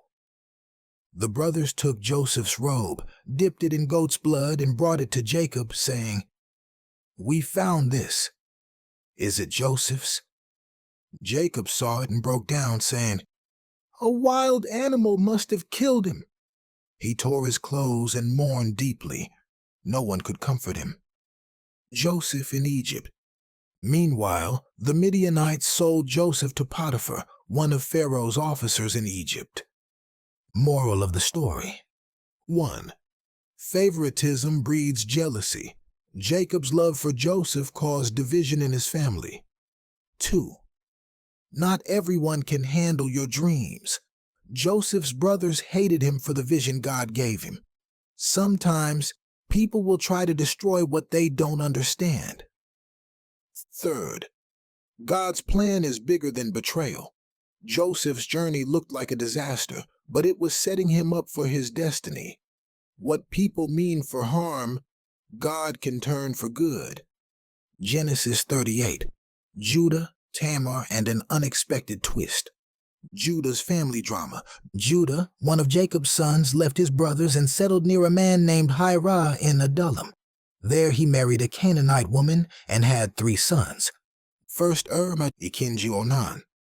3rd Shelah. Judah arranged for his eldest son, to marry a woman named Tamar. God strikes down and Onan. Was wicked in God's sight, so God put him to death. By custom, Judah told Onan, the second son, to marry Tamar and give her a son to carry on name. But Onan refused to let Tamar have a child that wouldn't be considered his own. He spilled his seed on the ground instead. God saw his selfishness and disobedience and put Onan to death too. Judah's broken promise. Judah told Tamar, "Go back to your father's house as a widow. When my youngest son Shelah grows up, I'll give him to you as a husband." But Judah never planned to keep his word. He feared Shelah would die like his brothers, so he kept Tamar waiting. Tamar's bold move. Years passed, and Judah's wife died. After mourning, Judah went to Timnah to shear his sheep. Tamar heard about it and realized Judah wasn't going to keep his promise. So she disguised herself as a prostitute and waited by the road. When Judah saw her, he didn't recognize her and slept with her. He promised to send her a young goat as payment. Tamar asked for a guarantee, his seal, cord, and staff. Judah agreed. Tamar's pregnancy and Judah's judgment. Later, Judah sent his friend to deliver the goat and retrieve his belongings, but no one could find the woman. Judah let it go to avoid embarrassment. 3 months later, Judah was told, "Your daughter-in-law Tamar is pregnant by prostitution." Judah, furious, said, "Burn her to death." But Tamar sent a message. "The father of my child is the man who owns this seal, cord, and staff. Do you recognize them?" Judah was shocked. He admitted, "She is more righteous than I am, because I didn't give her my son Shelah." He never slept with her again. The birth of Perez and Zerah. Tamar gave birth to twins. During labor, one baby, Zerah, stuck out his hand, and the midwife tied a red string around it. But he pulled his hand back, and his brother, Perez, came out first. Perez would later become an ancestor of King David, and eventually Jesus. Moral of the story. 1. Broken promises have consequences. Judah's dishonesty forced Tamar to take extreme measures. Your word matters. 2. God can bring redemption from a messy situation. Judah and Tamar's story led to the lineage of Jesus. Even in mistakes, God's plan still unfolds. 3. Be careful how you judge others. Judah was ready to condemn Tamar until he realized his own sin. Before judging others, check yourself first. Genesis 39. Joseph in Potiphar's house and the false accusation. Joseph becomes successful in Egypt. After being sold by his brothers, Joseph was taken to Egypt and bought by Potiphar, an officer of Pharaoh and captain of the guard. But God was with Joseph, and he became successful in everything he did. Potiphar saw this and put Joseph in charge of his entire household. Because of Joseph, God blessed Potiphar's house and fields. Potiphar's wife tries to tempt Joseph. Joseph was young and handsome, and Potiphar's wife started lusting after him. She kept trying to seduce him, saying, "Come lie with me." But Joseph refused, saying, "My master trusts me with everything. How could I betray him and sin against God?" She kept pressuring him day after day, but Joseph stayed strong and avoided her completely. The false accusation. One day, Joseph went into the house alone, and Potiphar's wife grabbed him by his coat, saying, "Sleep with me." Joseph ran out of the house, leaving his coat behind. Furious, she lied to the household servants, saying, "That Hebrew slave tried to attack me. When I screamed, he ran away and left his coat." When Potiphar came home, she told him the same lie. Potiphar was furious and threw Joseph into prison. God's favor in prison. Even in prison, God was with Joseph and showed him favor. The prison warden saw that Joseph had wisdom and integrity, so he put Joseph in charge of all the prisoners. Just like in Potiphar's house, everything Joseph touched prospered. Moral of the story. 1. Integrity will be tested. Joseph stayed faithful, even when temptation kept coming. 2. Sometimes doing the right thing costs you. Joseph was punished for something he didn't do, but God still had a plan. 3. God's favor follows you everywhere. Whether in a palace or a prison, God's presence made Joseph successful. Your situation doesn't define you. God does. Genesis 40. Joseph interprets dreams in prison. Joseph meets Pharaoh's officials in prison. While Joseph was in prison, Pharaoh's chief cupbearer and chief baker were thrown in with him. The captain of the guard assigned them to Joseph, and he took care of them. One night, both men had dreams, but they didn't know what they meant. The next morning, Joseph saw they were upset and asked, "Why do you look so troubled?" They said, "We had dreams, but there's no one to interpret them." Joseph replied, "Interpretations belong to God. Tell me your dreams." The cupbearer's dream. The cupbearer said, "I saw a vine with 3 branches. It budded, blossomed, and produced grapes. I took the grapes, squeezed them into Pharaoh's cup, and gave it to him." Joseph said, "The 3 branches mean 3 days. In 3 days, Pharaoh will restore you to your position. You will serve him wine again just like before."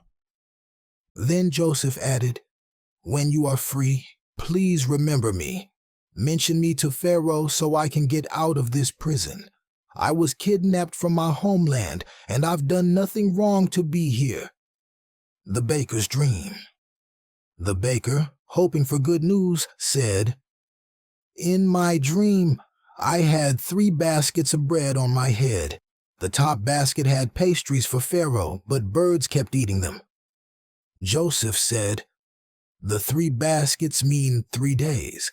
In 3 days, Pharaoh will have you executed, and birds will eat your body." Joseph's interpretations come true. 3 days later, it was Pharaoh's birthday, and he called for the cupbearer and baker. The cupbearer was restored to his position just as Joseph said. The baker was executed, exactly as Joseph had interpreted. But the cupbearer forgot about Joseph and did not mention him to Pharaoh. Moral of the story: 1. God gives wisdom for the right time. Joseph had the gift of interpreting dreams, but it wasn't time for his release yet. 2. People may forget you, but God doesn't. The cupbearer forgot Joseph, but God was still working behind the scenes. 3. Delay doesn't mean denial. Even when it feels like God's plan is on pause, He is setting things up for something greater. Be patient. Genesis 41. Joseph's rise to power. Pharaoh's dreams. 2 years later, Pharaoh had 2 disturbing dreams. First dream: he saw 7 fat, healthy cows come out of the Nile River, followed by 7 thin, sickly cows that ate the fat ones. Second dream: he saw 7 full, ripe heads of grain and 7 thin, scorched heads of grain that swallowed the good ones. Pharaoh was troubled and called for his magicians and wise men, but no one could interpret the dreams. The cupbearer remembers Joseph. Finally, the cupbearer remembered Joseph and told Pharaoh, "When I was in prison, a Hebrew slave interpreted my dream, and everything happened just as he said." Pharaoh immediately sent for Joseph. They shaved him, gave him clean clothes, and brought him before Pharaoh. Joseph interprets the dreams. Pharaoh said, "I hear you can interpret dreams." Joseph answered, "I can't, but God can give you the answer you need." Then Joseph explained, "The 2 dreams mean the same thing. The 7 fat cows and 7 good heads of grain. 7 years of abundance. The 7 thin cows and 7 scorched heads of grain. 7 years of severe famine. The famine will be so bad that people will forget the years of plenty." God gave Pharaoh 2 dreams to show that this will happen soon. Joseph's advice. Joseph said, "Pharaoh should appoint a wise man to store food during the good years, so Egypt will have enough to survive the famine." Pharaoh promotes Joseph. Pharaoh and his officials were amazed and said, "Where can we find a man like this, filled with the Spirit of God?" Pharaoh told Joseph, "Since God has given you this wisdom, there's no one more qualified than you. You will be in charge of my palace, and only I will be above you." Pharaoh put his signet ring on Joseph's finger, dressed him in fine robes, and placed a gold chain around his neck. He made Joseph ride in a royal chariot, and people bowed before him. Joseph became second in command over Egypt at age 30. Joseph prepares for the famine. Pharaoh renamed him Zaphanath-Paneah and gave him an Egyptian wife, Asenath. She was the daughter of a high priest. During the 7 good years, Joseph stored massive amounts of grain. Joseph had 2 sons. 1. Manasseh. God has made me forget my troubles. 2. Ephraim. God has made me fruitful in the land of suffering. Then the 7 years of famine came, just as Joseph said. People from all over came to Egypt to buy food because the famine was severe everywhere. Moral of the story. 1. God's timing is perfect. Joseph waited years in prison, but when the right moment came, he was elevated instantly. 2. Your gift will make room for you. Joseph's ability to interpret dreams opened the door to his destiny. 3. Pain can lead to purpose. Joseph went from a slave to a ruler. What looked like suffering was actually preparation. God can turn your struggle into success. Genesis 42. Joseph's brothers. Come to Egypt. The brothers go to Egypt for food. The famine hit Canaan hard, and Jacob heard that Egypt had grain. He told his sons, "Why are y'all just standing around? Go buy food so we don't starve." Joseph's 10 older brothers went to Egypt. But Jacob kept Benjamin home because he was afraid something might happen to him. Joseph recognizes his brothers. When the brothers arrived, they bowed before Joseph, fulfilling his dream from years ago. They didn't recognize him, but he knew exactly who they were. Joseph spoke harshly and accused them of being spies. They replied, "No, my lord, we are honest men. We are 12 brothers. One is home with our father, and one is no more." Joseph said, "If you're honest, prove it. One of you will stay here while the rest bring back your youngest brother." Joseph's secret test. Joseph put them in prison for 3 days. On the 3rd day, he said, I fear God. I'll let most of you go home with grain, but one must stay as a hostage. Bring your youngest brother back to prove your story. Otherwise, you will die. The brothers feel the weight of their sin. The brothers said to each other, "This is happening because of what we did to Joseph. We saw his pain, but we didn't listen. Now we're paying for it." Reuben said, "Didn't I tell y'all not to hurt him? Now his blood is on us." They didn't know Joseph understood them because he had been speaking through an interpreter. Joseph turned away and wept. Simeon is held as a prisoner. Joseph chose Simeon to stay behind. He had the other sacks filled with grain, but secretly put their silver back in the bags. On the way home, one of them opened his sack and found the silver. They were terrified and said, "What has God done to us?" Jacob refuses to send Benjamin. When they got home, they told Jacob everything. But when they found all their silver returned in their bags, they were even more afraid. Jacob cried out, "Y'all have taken Joseph from me. Now Simeon is gone, and now you want to take Benjamin? Everything is against me." Reuben said, "You can kill my 2 sons if I don't bring Benjamin back." But Jacob refused. "My son will not go with you. If anything happens to him, I'll die from grief." Moral of the story. 1. God has a way of making us face our past. The brothers tried to forget their sin against Joseph, but now they had to deal with it. 2. Guilt will haunt you if you don't make things right. The brothers immediately thought God was punishing them because they never repented. 3rd, God's plan is bigger than revenge. Joseph had power over them, but instead of punishing them, he was testing their hearts to see if they had changed. God does the same with us. He doesn't just expose our mistakes. He wants to transform us. Genesis 43. The brothers return with Benjamin. Jacob finally agrees to send Benjamin. The famine got worse, and Jacob's family ran out of grain. He told his sons, "Go back to Egypt and buy more food." But Judah reminded him, "The man warned us. Don't come back unless we bring Benjamin."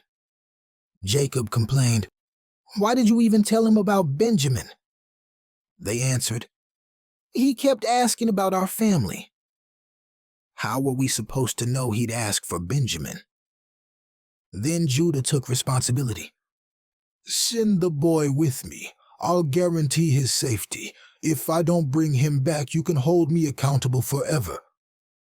Since they had no choice, Jacob agreed. He told them to take gifts: honey, spices, myrrh, pistachios, and almonds, double the silver in case of a mistake, and Benjamin. "May God grant you mercy before the man, so he will let Simeon and Benjamin return. But if I must lose my sons, so be it." Joseph sees Benjamin and invites them to his house. When the brothers arrived in Egypt, Joseph saw Benjamin and told his steward, "Take them to my house and prepare a feast. They will eat with me at noon." The brothers were afraid, thinking they were being punished for the silver they found in their sacks. They approached Joseph's steward and said, "Last time we found our silver in our bags. We don't know how it got there, but we brought it back, along with more silver to buy food." The steward reassured them, "Relax. Your God must have blessed you. I received your payment."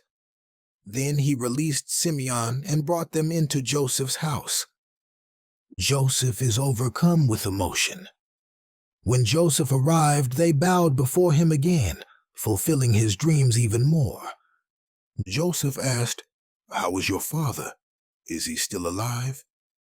They answered, "Yes, our father is well." Then Joseph saw Benjamin and said, "So this is your youngest brother. May God be gracious to you." Joseph was so overwhelmed with emotion that he hurried out of the room and wept. The feast with Joseph. After composing himself, Joseph returned and told them to eat. The brothers were shocked when they were seated in order of their birth, from the oldest to the youngest. Then Joseph served them food, but Benjamin got 5 times more than everyone else. The brothers ate, drank, and enjoyed the meal, unaware of what was coming next. Moral of the story. 1. God will always bring us back to face what we ran from. Jacob wanted to avoid losing another son, but the famine forced him to face his fears and send Benjamin. 2. True leadership takes responsibility. Judah stepped up to protect Benjamin, showing that he had grown from his past mistakes. 3. God's plan is full of unexpected blessings. The brothers expected punishment, but instead got a feast, kindness, and favor, especially Benjamin. God's goodness is often bigger than what we expect. Genesis 44. Joseph's final test for his brothers. Joseph sets a trap. After the meal, Joseph instructed his steward, "Fill their sacks with grain and put their silver back in them, but in the youngest one's sack put my silver cup." At dawn, the brothers left for Canaan, but before they got far, Joseph sent his steward after them. The steward stopped them and said, "Why did you repay kindness with evil? My master's silver cup is missing, the one he uses for divination." The brothers defend themselves. The brothers were shocked. "Why would we steal from him? We even brought back the silver from last time. If you find the cup with anyone, let that person die, and the rest of us will be your slaves." The steward said, "Whoever has the cup will be my slave. The rest of you will be free." The cup is found in Benjamin's bag. The brothers quickly opened their sacks, and the cup was found in Benjamin's bag. They tore their clothes in grief and went back to the city. Judah begs for Benjamin. When they arrived at Joseph's house, they fell to the ground. Joseph asked, "What have you done? Didn't you think I would know?" Judah replied, "What can we say? God has exposed our guilt. We are your slaves, including Benjamin." But Joseph said, "No. Only the one who had the cup will be my slave. The rest of you can go home." Judah pleads for Benjamin's freedom. Judah stepped forward and said, "My lord, our father already lost one son. If Benjamin doesn't return, our father will die from grief. I personally guaranteed his safety. Please, take me as your slave instead of him. Let the boy go home, because I can't bear to see my father suffer." Morale of the story. 1. God tests our hearts to reveal change. Joseph's brothers once sold him into slavery, but now Judah offered himself to save Benjamin. This showed true transformation. 2. Your past will come full circle. The brothers were forced to face the same decision they made years ago, but this time they did the right thing. 3. Real love is sacrificial. Judah showed true leadership and love by being willing to take Benjamin's place. This foreshadows Jesus, who took our place to save us. Genesis 45. Joseph reveals himself to his brothers. Joseph breaks down. After hearing Judah's plea for Benjamin, Joseph couldn't hold back his emotions anymore. He ordered all the Egyptian servants to leave the room, leaving only his brothers with him. Then he wept so loudly that even Pharaoh's household could hear him. Joseph said, "I am Joseph. Is my father still alive?" His brothers were shocked and terrified. They couldn't even speak. Joseph's perspective on God's plan. Joseph told them, "Come closer." Then he reassured them, I am your brother Joseph, the one you sold into Egypt. But don't be upset or angry with yourselves, because it was God who sent me here ahead of you to save lives. There have been 2 years of famine, and 5 more years are coming. God sent me ahead to keep you alive and make sure your families survive. So it wasn't you who sent me here, it was God. He made me a ruler in Egypt. Joseph sends for Jacob. Joseph told them, "Go quickly and tell my father that I am alive and ruling in Egypt. Bring him here. You will live in the land of Goshen, where I can take care of you during the famine." Then Joseph hugged Benjamin and wept, and he embraced all his brothers, forgiving them completely. Pharaoh blesses Joseph's family. When Pharaoh heard Joseph's brothers were in Egypt, he was pleased. He offered them the best land in Egypt and sent wagons to bring Jacob's whole family. Joseph gave his brothers new clothes, silver, and supplies, but to Benjamin he gave 5 times more gifts. As they left, Joseph told them, "Don't argue on the way home." Jacob learns that Joseph is alive. When the brothers returned to Canaan and told Jacob, "Joseph is alive and ruling Egypt," he couldn't believe it. But when he saw the wagons Joseph had sent, his spirit revived. Jacob said, "My son Joseph is alive. I must go see him before I die." Moral of the story. 1. God can turn betrayal into blessing. What Joseph's brothers meant for evil, God used for good to save lives. 2. Forgiveness brings healing. Joseph had every reason to seek revenge, but he chose mercy and love instead. 3. God's plan is bigger than our pain. Even when life feels unfair, God is working behind the scenes for something greater. Trust the process. Genesis 46. Jacob moves to Egypt.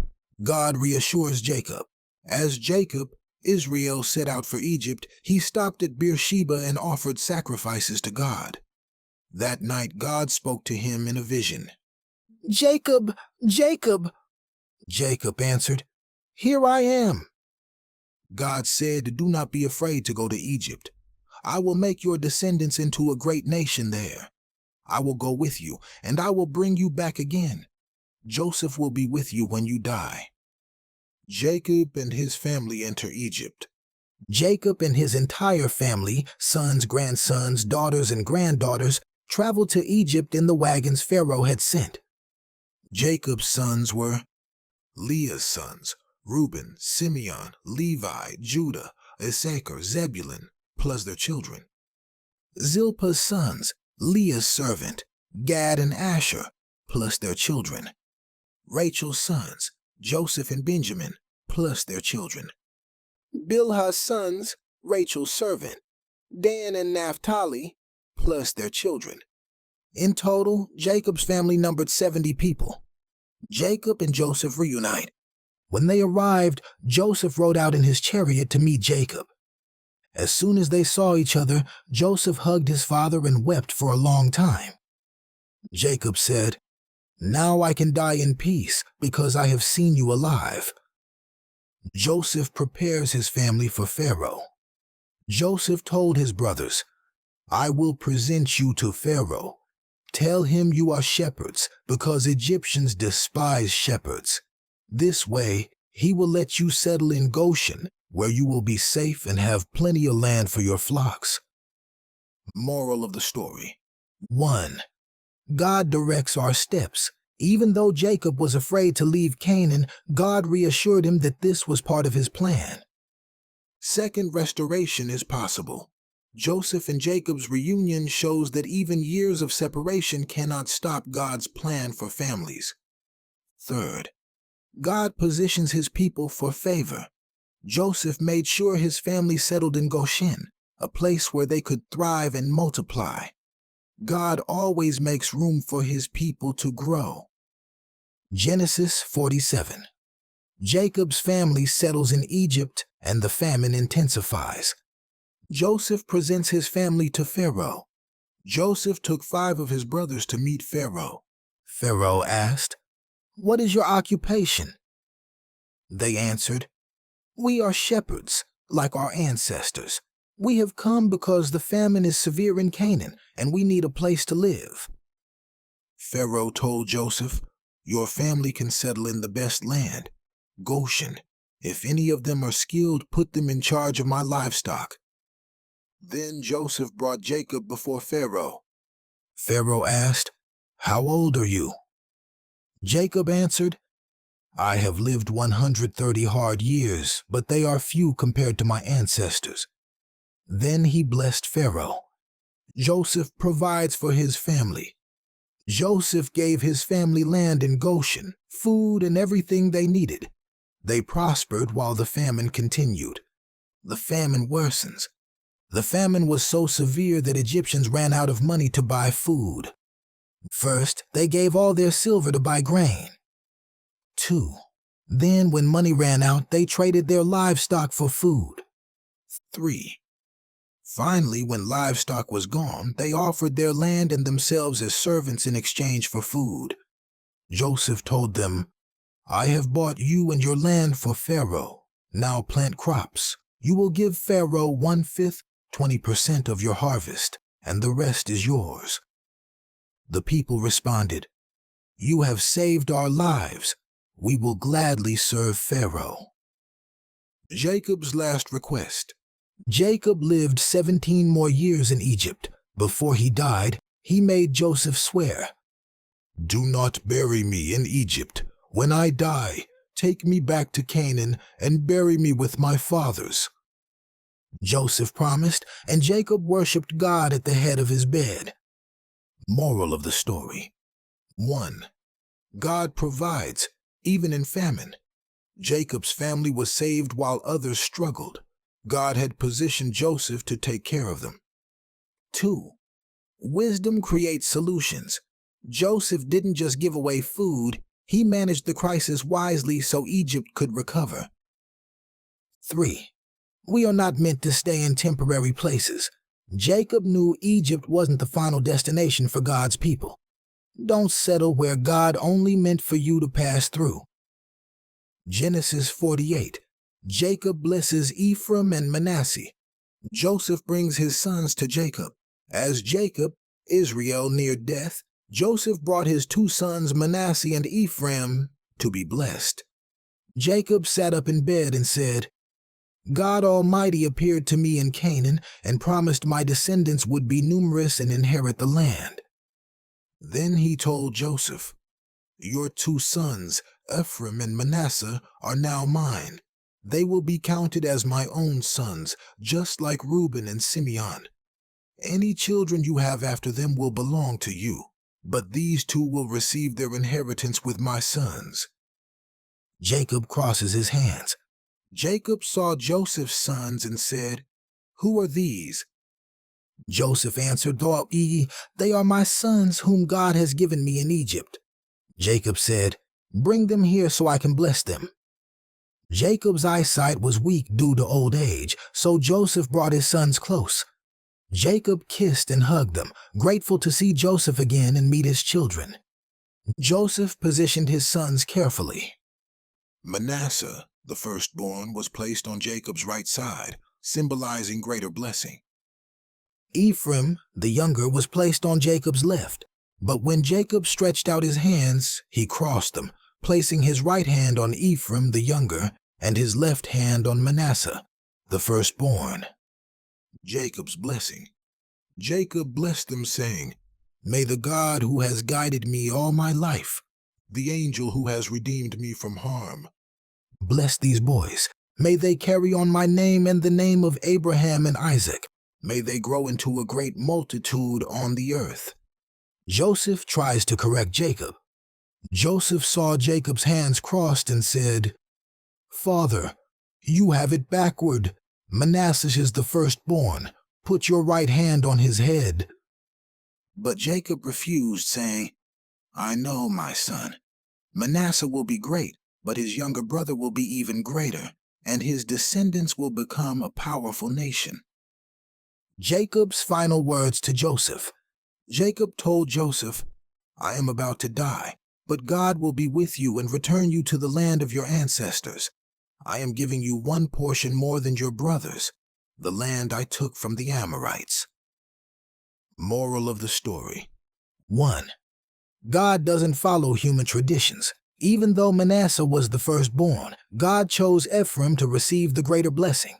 God's favor isn't based on birth order, status, or expectations. 2. God's blessings are generational. Jacob passed down the promise given to Abraham and Isaac, showing that God's plan continues through faithfulness. 3. God's presence is greater than any place. Jacob reminded Joseph that God would bring them back to the promised land. No matter where life takes us, God's plan remains. Genesis 49. Jacob blesses his sons and prophesies their future. Jacob calls his sons together. As Jacob, Israel, was near death, he gathered his 12 sons to bless them and speak over their future tribes and destinies. The blessings and prophecies for each son. Reuben, firstborn, lost his position. "You are my firstborn, my strength, the first sign of my power. But you are unstable like water. You will no longer excel because you slept with my concubine and dishonored me." Reuben lost his leadership position because of his sin with Bilhah. Genesis 35:22. Simeon and Levi, violent and scattered. "You too are violent, full of anger. May I never be part of your schemes. Because of your cruelty in Shechem, you will be scattered in Israel." These brothers were cursed for their revenge massacre of Shechem. Genesis 34. The tribe of Simeon became small and weak. Levi had no land inheritance but became the priestly tribe, scattered among Israel. Judah, the line of kings and the Messiah. "Judah, your brothers will praise you. Your hand will be on the neck of your enemies. The scepter will not depart from Judah, nor the ruler's staff from his descendants, until the one to whom it belongs comes, and the nations will obey him." Judah's tribe became the ruling tribe of Israel. David, Solomon, and ultimately Jesus Christ came from Judah's line. This is a prophecy of the Messiah. The one to whom it belongs is Jesus. Zebulun, a seaside tribe. Zebulun will live by the seashore and become a harbor for ships. Zebulun's land later had access to trade routes near the coast. Issachar, a strong worker. Issachar is a strong donkey, resting between two burdens. He will submit to forced labor. Issachar's tribe became known for hard work and wisdom, but at times they submitted to other nations. Dan, justice and trouble. Dan will provide justice for his people, but he will also be like a serpent, striking unexpectedly. Dan's tribe produced judges like Samson, but also led Israel into idolatry. Judges 18. Gad, a warrior tribe. Gad will be attacked, but he will strike back. Gad's tribe became skilled fighters who defended their land well. Asher, prosperity. Asher's land will produce rich food fit for kings. Asher's territory became fertile and prosperous. Naphtali, freedom and beauty. Naphtali is a deer set free, producing beautiful words. His tribe became known for swiftness, leadership, and poetic wisdom. Joseph, fruitfulness and God's favor. Joseph is a fruitful vine, blessed beyond measure. Though attacked, he remained strong because of God. The Almighty will continue to bless him. Joseph's tribe was split into two. Ephraim and Manasseh, giving him a double portion of inheritance. His strength and faithfulness were honored with continued blessing and leadership. Benjamin, a fierce warrior. Benjamin is a ravenous wolf, devouring prey in the morning and dividing the plunder at night. Benjamin's tribe became known for fierce warriors, including King Saul and the Apostle Paul. Jacob's death and final request. After blessing his sons, Jacob told them, "I am about to die. Bury me with my fathers in Canaan in the cave of Machpelah, where Abraham, Sarah, Isaac, Rebekah, and Leah are buried." Then Jacob breathed his last and died. Moral of the story. Past actions shape future consequences. Reuben, Simeon, and Levi lost blessings because of past mistakes, while Joseph and Judah received honor for their faithfulness. God's promises always come true. The prophecy of Judah's scepter was fulfilled in Jesus Christ, the eternal King. A father's words have power. Jacob's blessings were not just words. They shaped the destiny of entire tribes. What we speak over others can impact generations. Genesis 50. Jacob's burial and Joseph's final words. Jacob is mourned and buried in Canaan. After Jacob died, Joseph wept over him and ordered the Egyptian physicians to embalm his body, a process that took 40 days. The Egyptians mourned for 70 days. Joseph asked Pharaoh for permission to bury Jacob in Canaan, just as his father had requested. Pharaoh agreed, and a great procession of Egyptians and Jacob's family traveled to Canaan. They buried Jacob in the cave of Machpelah, the burial site of Abraham, Sarah, Isaac, Rebekah, and Leah. After the burial, Joseph and his brothers returned to Egypt. Joseph reassures his brothers. Now that their father was gone, Joseph's brothers became afraid. They thought Joseph might finally take revenge on them for selling him into slavery. They sent a message to Joseph saying, "Before our father died, he told us to tell you to forgive us." Then they came before him, bowed down, and said, "We are your servants." Joseph wept and told them, "Do not be afraid. Am I in the place of God? What you meant for evil, God meant for good, to bring about the saving of many lives. So do not fear. I will provide for you and your families." He spoke kindly to them and reassured them. Joseph's final years and death. Joseph lived to be 110 years old and saw his great-grandchildren grow up. Before he died, he told his brothers, "God will surely come to your aid and bring you out of this land to the land he promised to Abraham, Isaac, and Jacob." Joseph made the Israelites swear that when God led them out of Egypt, they would take his bones with them.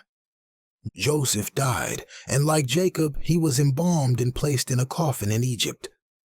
Moral of the story. 1. God's plan overrides human evil. Joseph's brothers tried to destroy him, but God used their actions to fulfill his greater plan. 2. True forgiveness releases fear. Joseph's brothers still expected revenge, but Joseph had already forgiven them. 3. God always fulfills his promises. Joseph knew that one day Israel would leave Egypt, and he made them promise to carry his bones to the promised land. Faith looks ahead to what God has spoken.